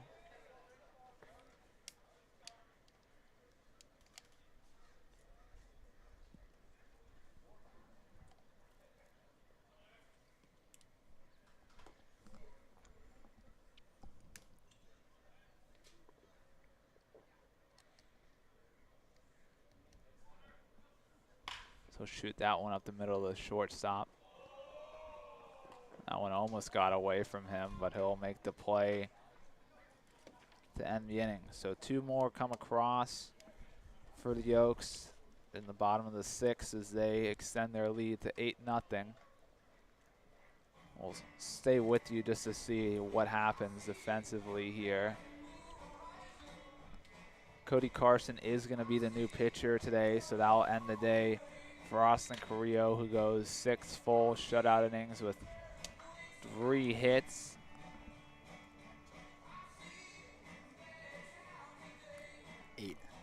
Eight total strikeouts, and it might be a couple changes. Salgado is going to stay in this game. It looks like Durfee's day may be done as Whittle just shook the hand of the home plate umpire. Cody Carson. Could just be out there just to warm up the pitcher. I believe his day might be done. Yeah, Looks so like his Durfee's day gonna is going to move be over to done. first. We're going to see some realignments in the outfield. So Durfee will now go to first. Whittle will come in at catcher. Ganus and right. Ganus is going to go to right, which takes Masino out of left as Daudet is now in at left. And Cody Carson warms up on the mound. We'll be back top 7.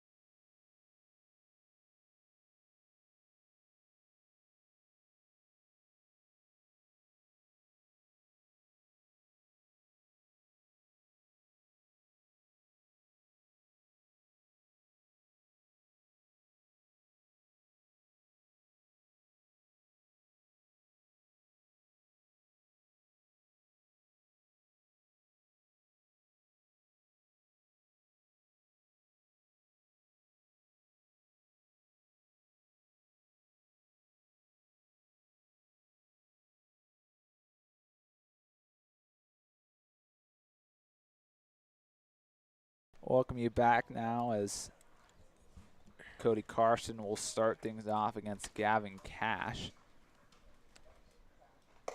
He'll miss up with the fastball. This will be Carson's debut this summer with the Oaks. Carson appeared in 14 games at Moore Park Community College, in which he pitched to an ERA of about 4.8. That one's fouled back for strike 1. He threw 39 1/3 innings and struck out 37 in those innings, so his strikeouts per 9 is a little less than 9, but throwing a fair amount of strikes for Carson. For the Raiders. He'll go backdoor slider and drop that one in for strike 2. 1-2 count now to him. Cash asking the umpire there, where was that ball exactly? Wanted to know if thought it may be a little low, maybe a little outside. That one's skied out to left center field. And the ball hog, Austin Carillo, will settle into that one for out number 1. I definitely thought Daudet was going to get that one and moving over to the left, but No Carillo chance. caught him off. No chance. No chance with Carillo out there. Doesn't let anyone else play. Yeah, if it's in the center field vicinity, Austin Carillo is catching the baseball. It doesn't even have to be in center field. When Daudet caught that one right, it was near the 370 sign, about 10 feet in, and Carillo was still there. Backdoor slider on the first pitch of the at-bat to Jack Holman, misses for ball 1. If they got you out there in right, Austin, like right there by the foul pole, even if it was hit right at you at the foul pole, I think Carillo would still make a play, just get in front of you and catch the ball. Probably. As Holman swings and misses at the fastball for strike 1.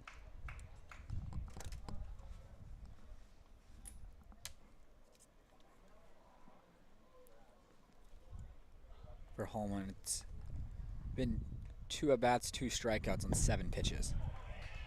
Flailing at that backdoor slider is Holman, as he was not near that one, as we heard some reactions from the Oaks dugout on that pitch. Carson gets a strikeout. That's just filthy. Great job missing the barrel there from Carson. Starting the slider right down the middle and then nearly breaking into the body of Holman. Hat trick for him now. So bring Pendergrass in now. He struck out in the second. He singled in the 5th, and that was the first hit that the Foresters had since the first inning up to that point. They had another base knock last inning as Carson misses the first pitch for ball 1 to Pendergrass. So that one's hit high to left field. Daudet will get that one without having to worry about Carillo. So it's a perfect start to the summer for Cody Carson as he goes 1-2-3 in his first inning. Oaks come to bat, bottom of the 7th. Daudet due up. Whittle will get his first at-bat of the day, and Glowacki due up in the bottom of the half of the inning.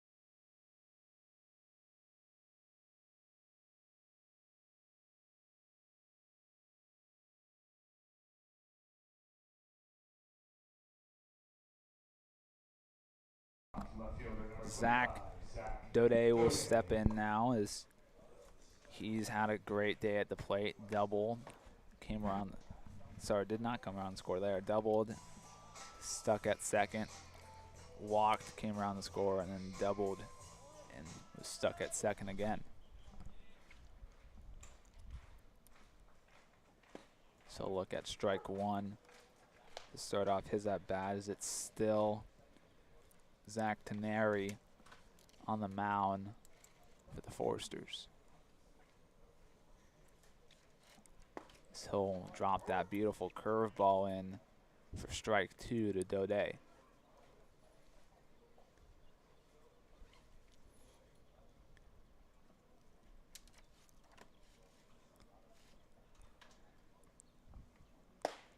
Fastball misses up for ball 1.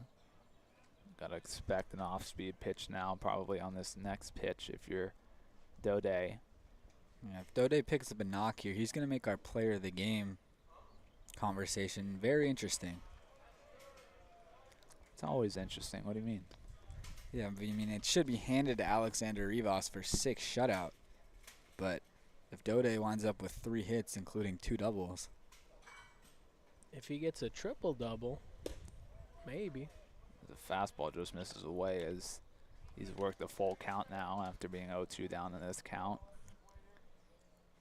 I don't think it's much of a debate for me, player of the game.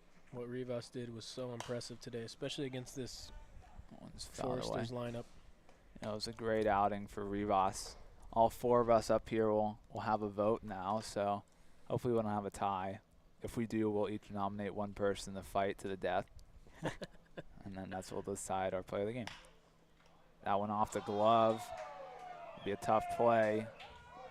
Did not get him. It'll be an infield single for Zach Daudet. That was almost a spectacular play there from Miguel Santos at second base. A really nice barehanded throw on the run, but Daudet's wheels, he was able to beat it.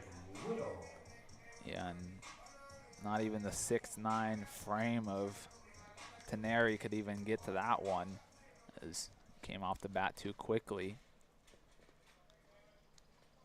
As Whittle will step in for his first at bat. He's tardy on the high heat.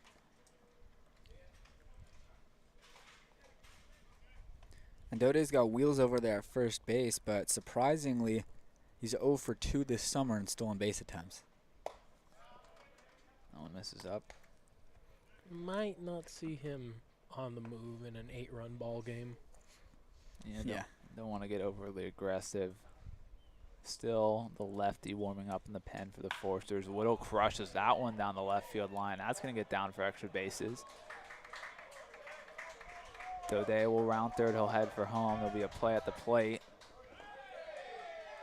And he's in there safely as the catcher dropped the ball to throw down the third for Whittle. And he's in there safely. It'll be an RBI double for David Whittle. I mean, that was just a great swing there from David Whittle, pulling his hands inside on that breaking ball. But my favorite part of that was his slide into third base with a little swim move to get around the tag of Pendergrass.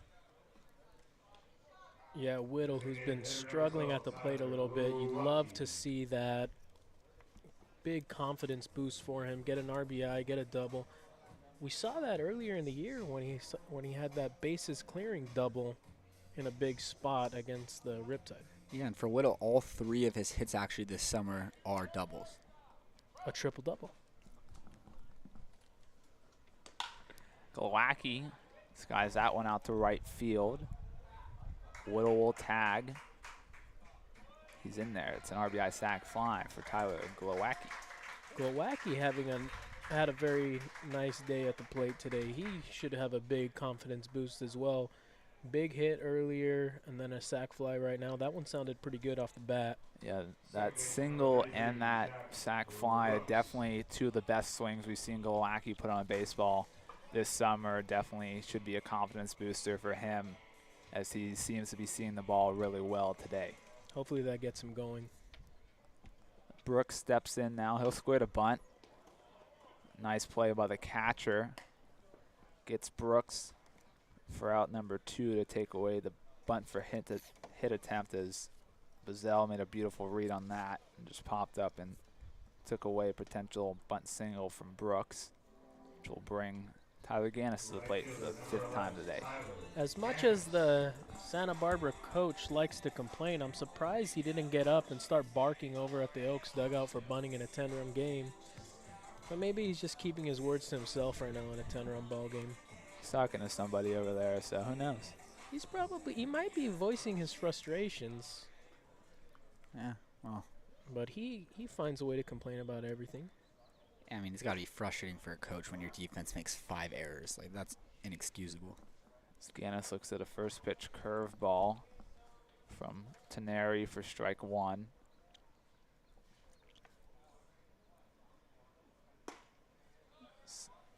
Breaking ball misses inside, almost gets Ganus. 1-1 the count now. Ganus singled, reached via an error with an RBI in there. Singled, came around the score in his 4 plate appearances. So that one misses down 2-1 count. So to translate that, that's 4 times on base and 4 at-bats. And now you see how the bunt single really affects the defense of Foresters as the third baseman is playing right on the grass. So Ganus shoots that one over to the second baseman for out number 3. Well, there goes the streak. Going back to Sunday's game where Tyler Ganus went 3 for 4 with a walk and reached on an error, he'd reached base in 9 straight plate appearances. Head to the top of the 8th now. Cody Carson will come out for another inning of work. While we're away, make sure if you haven't done so already, subscribe to the YouTube channel, hit the notification bell, and like the stream. We'll be back.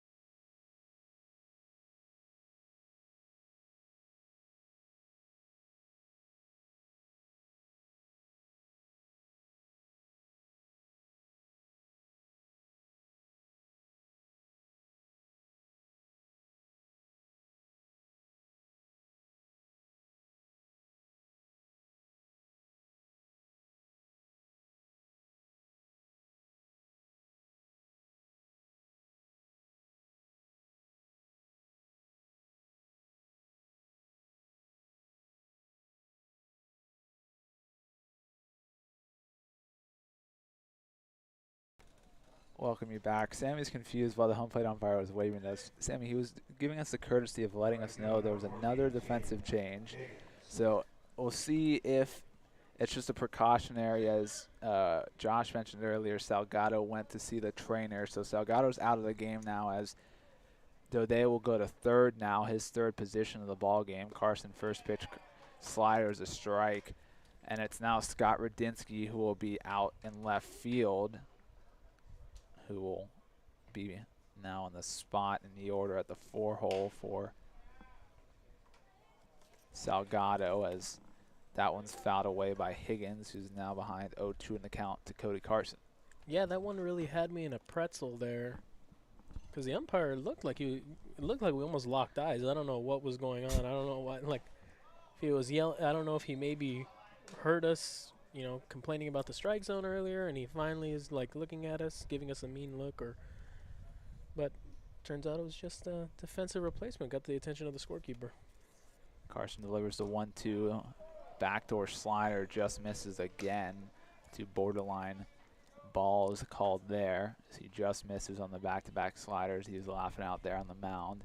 Could probably complain about that. So deliver the 2-2 now. Fastball driven out to deep right center field, but no worries, because Austin Carrillo's out there to make the play.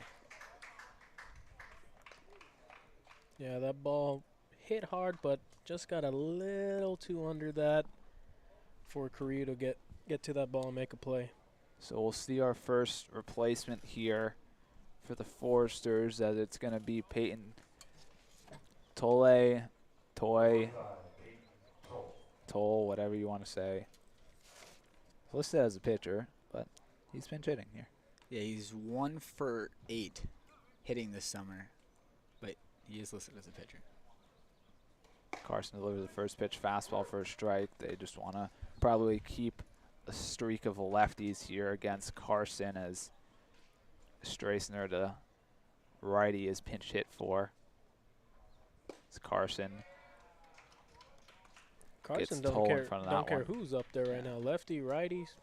And I believe Peyton Toll will be tomorrow's starting pitcher for the Foresters, as he threw last Wednesday as well. So just chop that one foul to the left here. Yeah, and Tolley, He's come in the last 2 games actually as a pinch hitter, getting a hit on Saturday and then getting out on Sunday. Carson delivers the 0-2. Fastball misses up.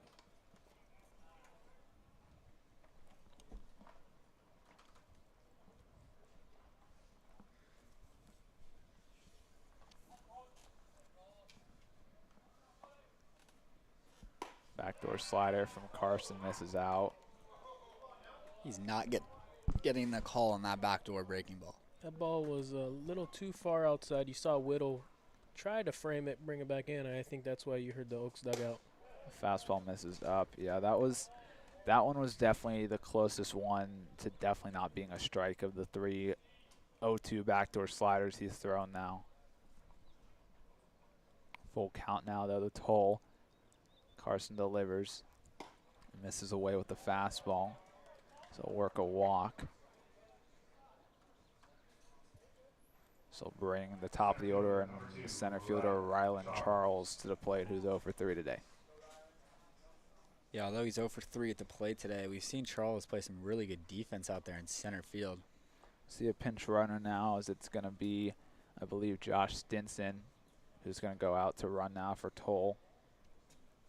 Yeah, we've seen Stinson get the start in center field in each of the 3 matchups against the Foresters. Today was the first time we're seeing him not in the starting lineup. So Carson will have to work from the stretch for the first time.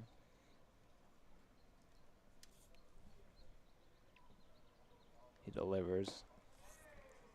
Strike 1 to Charles, and he's got a very short stride to the plate there from the stretch.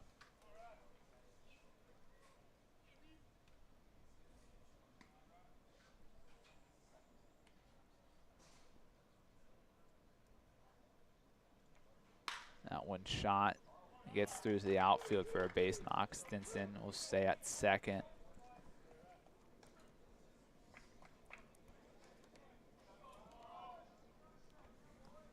Good swing there from Rylan Charles to drive it back up the middle. So bring Miguel Santos to the plate now. He's 1 for 3. He singled in the first, then it was picked off by Rivas. And he struck out looking against Rivas, and he grounded out to Rivas. So all 3 times he's been out today was via the hands of Alexander Rivas.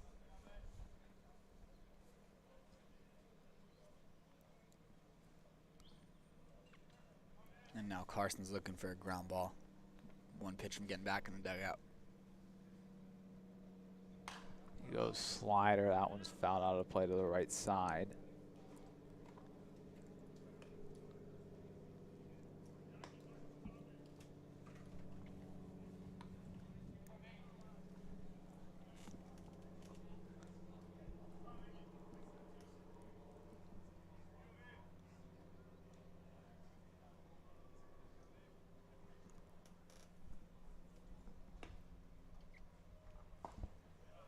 The off-speed pitch misses low. Whittle does a good job to keep that one there.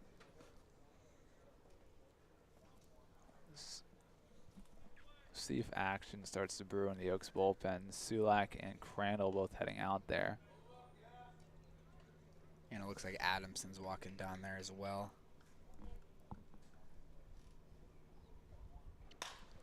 That one's hit to right field. Ganus makes a play. Runner will tag, head for third.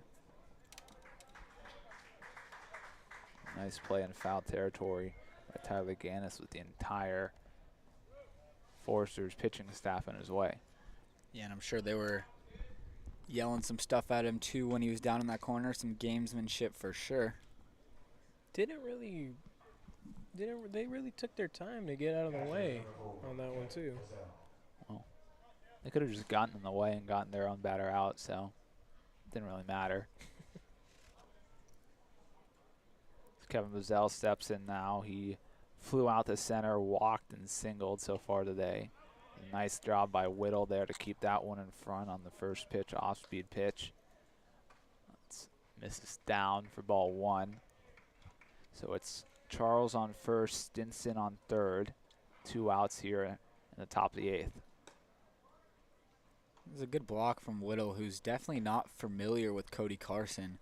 Sammy was talking to Whittle the other day, and Whittle told him that a lot of these pitchers he's seeing for the first time in the middle of the game when he gets out there. So just not a lot of familiarity between the pitchers and That catchers. one shot, and that'll get out to the outfield, so it'll break up the shutout as it's an RBI single for Kevin Bazell. Yeah, and you see the unfamiliarity with the catchers and the pitching staff. When you have 5 catchers on the roster, it's hard to get everyone up to speed with how guys' balls break and where guys usually throw the majority of their pitches. So you can understand how hard it is for these guys. He's been seeing a lot of passed balls from the Oaks this summer, but 5 catchers on the squad, it's hard to get everyone enough work to really get the defense sharp. A beautiful pickoff attempt there from Carson on Bazell as he placed the throw for Durfee's glove right on to the rib cage of Bazell at first, but Bazell back in there safely now. So Griffin Everett, the designated hitter at the plate, ground out the short, struck out looking, and struck out swinging his 3 plate appearances. So look at a first pitch fastball for strike 1. Yeah, that pickoff over there at first looked like it might have got him in a 9-run game. Sometimes an umpire will make a borderline call. Carson goes off speed. That one just misses apparently for ball 1. That one must have been low because that one was right towards the middle of the plate.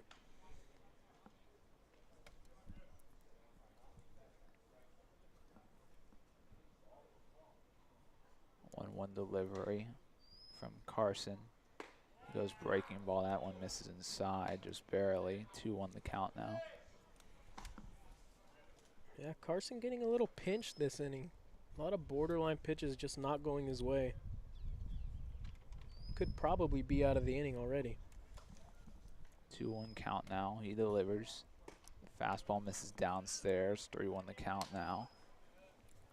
And when you're getting pinched like that as a pitcher, that's when you feel you just got to be perfect and just hit your spot every single time, which is why you see sometimes guys just overthrow balls because they think they got to be perfect.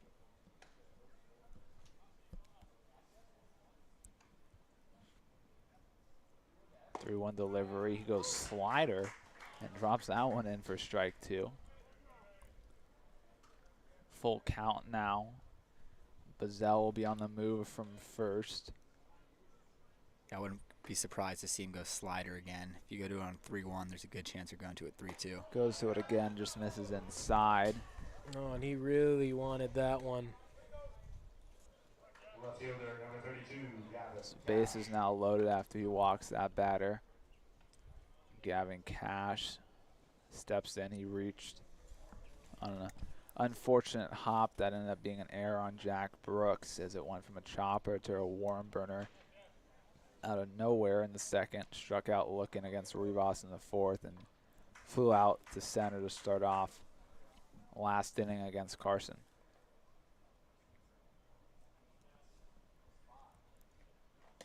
That one misses inside, gets past Whittle. So now we'll score another run.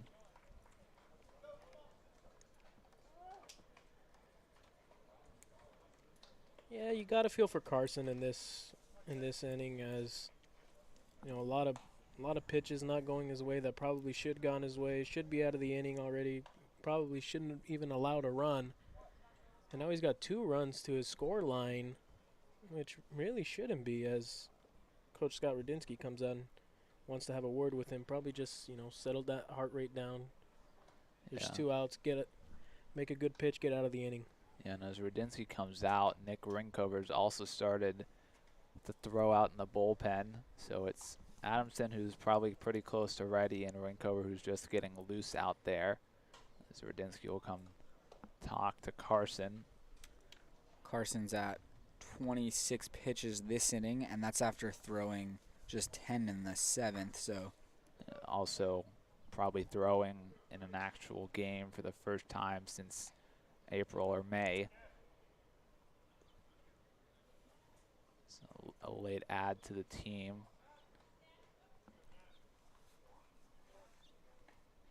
Just a 1-0 count now, the Cash. Everett on second, Bazell on third. Fastball misses away, 2-0 now. And now exactly what the Oaks didn't want is Michael Stanford getting loose. He walked down there, put some stuff in the bullpen just in case this escalates. Yeah, and Adamson's actually not warming up anymore. And now Rinkover's loosening up.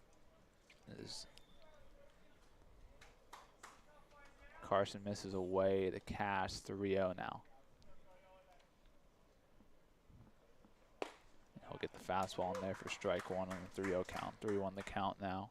I think Adamson might just be ready and waiting, as he got a lot of work down there. So if Carson can't get this guy right here, that will be his last batter most likely. That one shot out to right field. It'll drop in front of Ganus. 1 run will score. 2 runs will score. It's a 2 RBI single for Gavin Cash, and all of a sudden the Oaks lead goes from 10 to 6.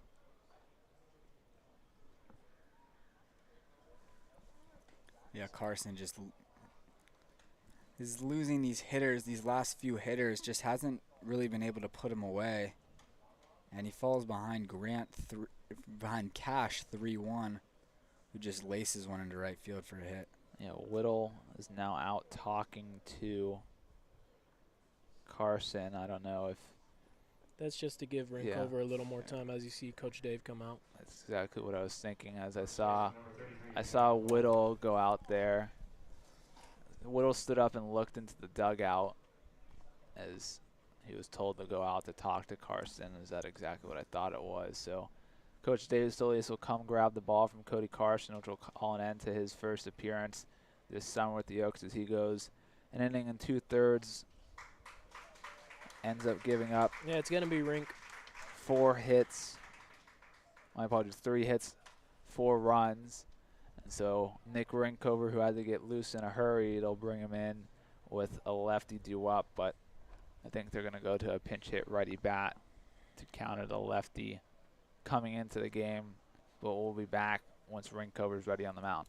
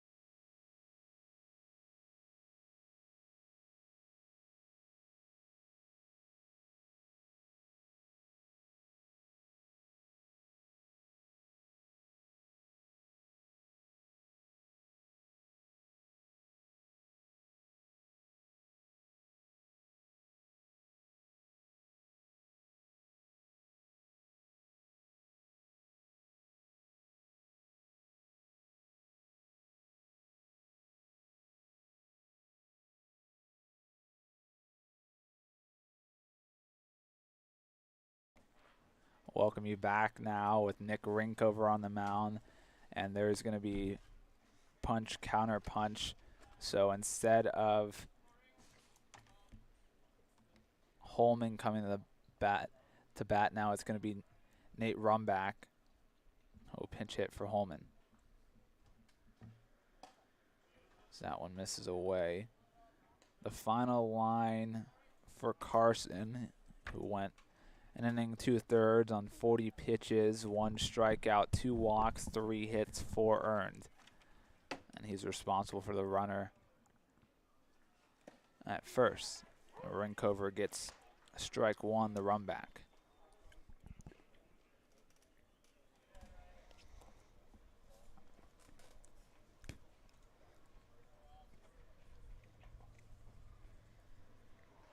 Rinkover goes backdoor slider, just misses away. 2-1 the count now.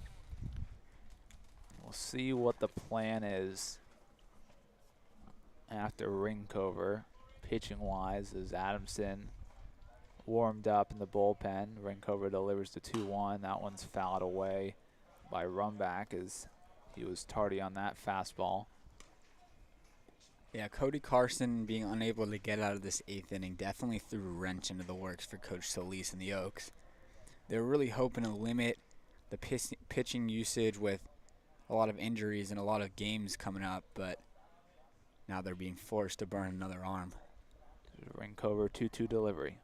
He gets the strikeout looking. So great job by Nick Rinkover to come in and get the job done with just 1 batter.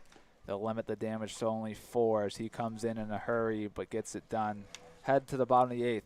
Carillo, Grant, Radinsky due up.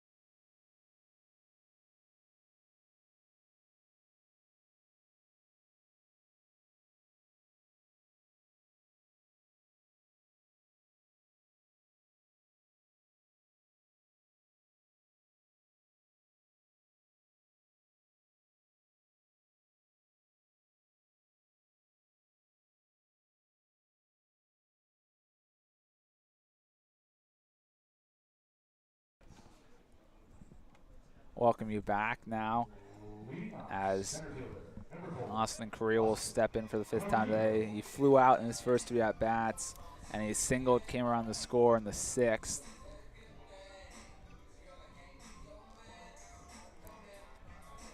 Yeah, coming towards the end of the day today, you got to start thinking about, you know, a little bit of dinner plans. You know, what are we gonna have to eat?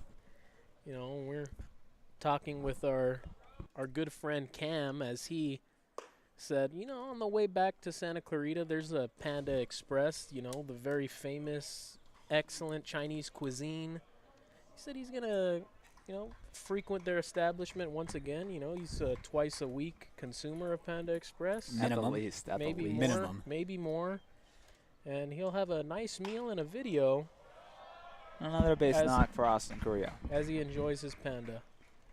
Yeah, and a famous quote from Cam as we were provided Panda Express on our arrival back onto the bus after our trip down to visit the Riptide in Irvine by Panda.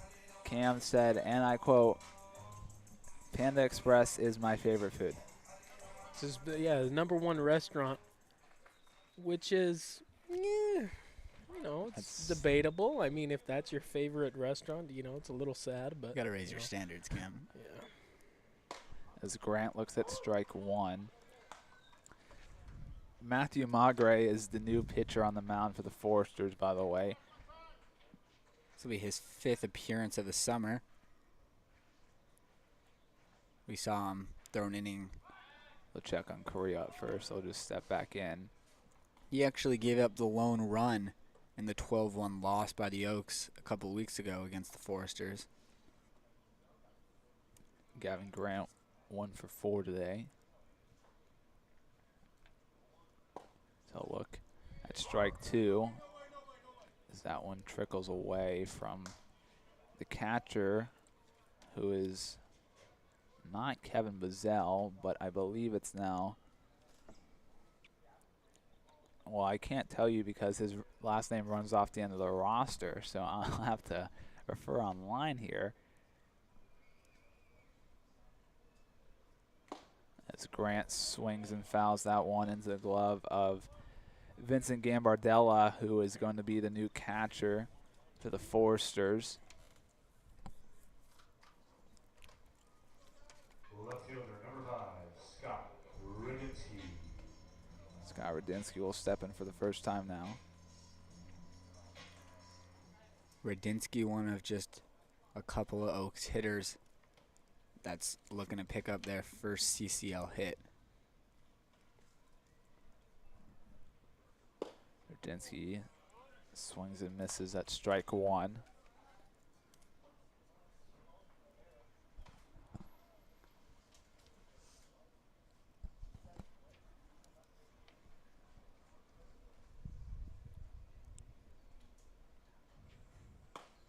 So Radinsky has to lunge out of the way of that slider that broke inside.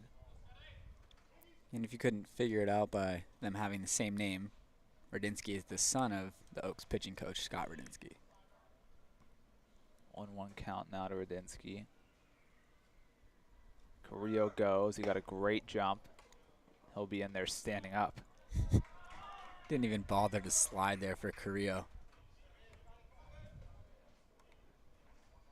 That's actually his, surprisingly enough, while he's picked up 4 stolen bases this year, none of them were in conference games. They were actually all against the Philippines national team, so that's the first CCL stolen base for Austin Carrillo. 2-1 the count now to Radinsky. So look at the fastball away. 3-1 the count now. Radinsky actually plays his collegiate ball where the Foresters play their summer ball at Santa Barbara City College.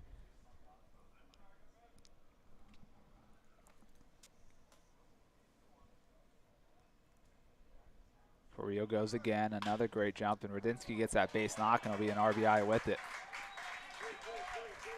If you're Austin Carrillo, after you hear contact there, you are probably not very happy, as he was standing on third base for the most part before that ball crossed the plate, but great job from Radinsky to make sure he hits it on the ground and finding a hole. So they'll bring Brendan Durfee to the plate for the 5th time today. Singled, came around the score, walked, came around the score, lined out to left, and grounded out to short in his 4 plate appearances to this point.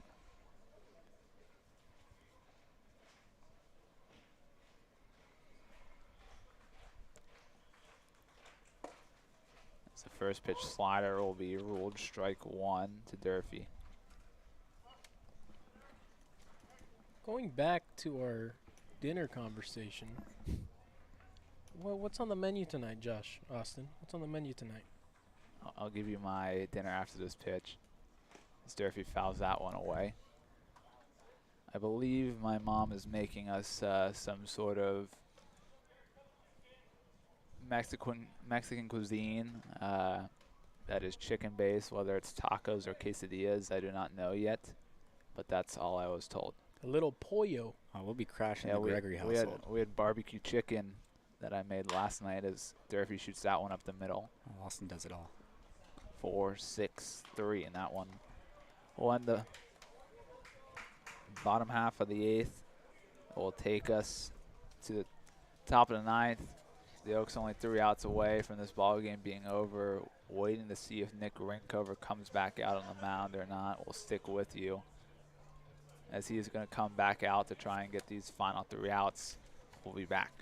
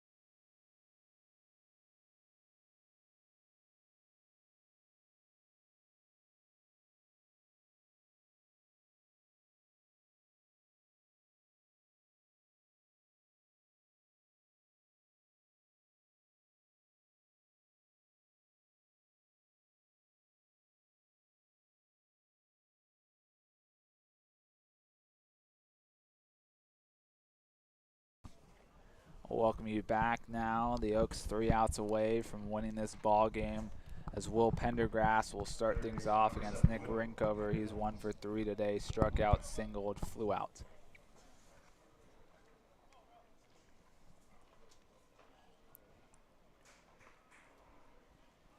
That one bounces on the first pitch from Rinkover for ball 1.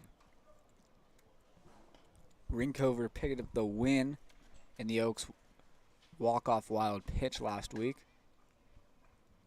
He pitched the top half of the 9th and gave up a run, but then picked up the win as a wild pitch scored Jackson Lapiner to win it. I'll get the strike there. Yeah, right now for Rinkover, 7-run ball game, top of the 9th. Just throw strikes. Let's get out of here as soon as possible. So go backdoor slider, and that one will get fair, and there'll be a lucky break for the Oaks. That one hits the first base umpire after it lands fair, so it ended up only being a single for Pendergrass on what should have been extra bases. That could have probably been a triple, as that ball looked like it was heading straight for the Foresters bullpen. Yeah, that would have most likely been a triple. It had some gnarly spin on that to get the umpire.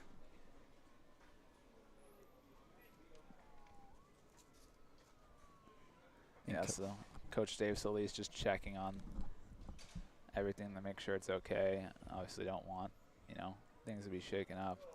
I don't know if he's asking about the fair foul call I think that's what he's asking. Yeah, it is what he's asking. That was definitely a fair ball. Another pinch hitter here. Got to do what you need to do.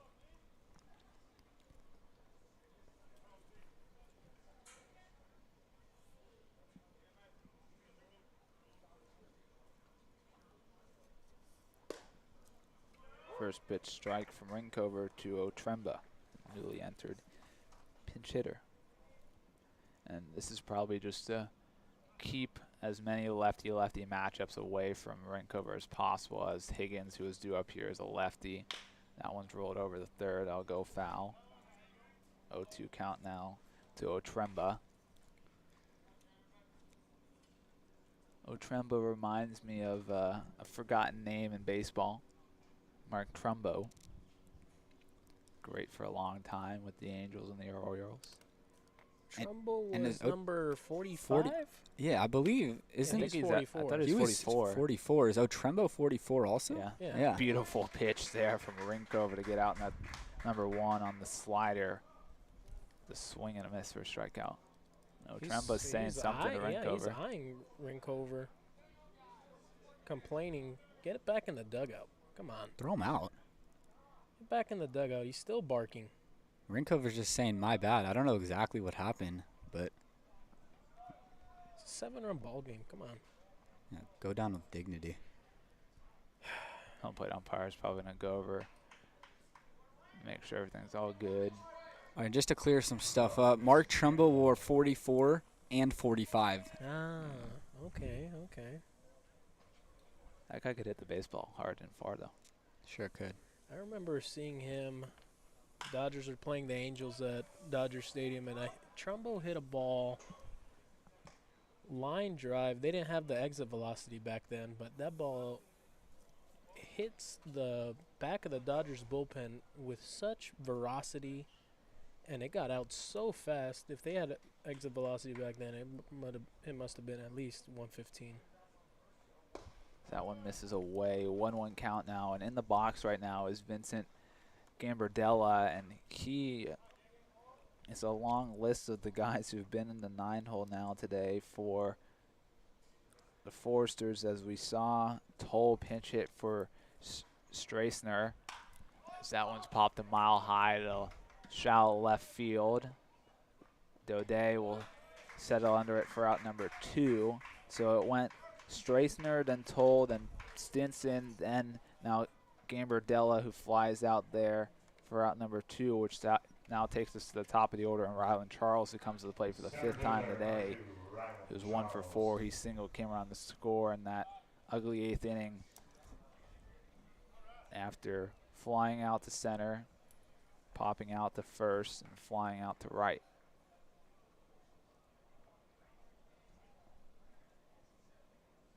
First pitch slider for a strike for Rinkover.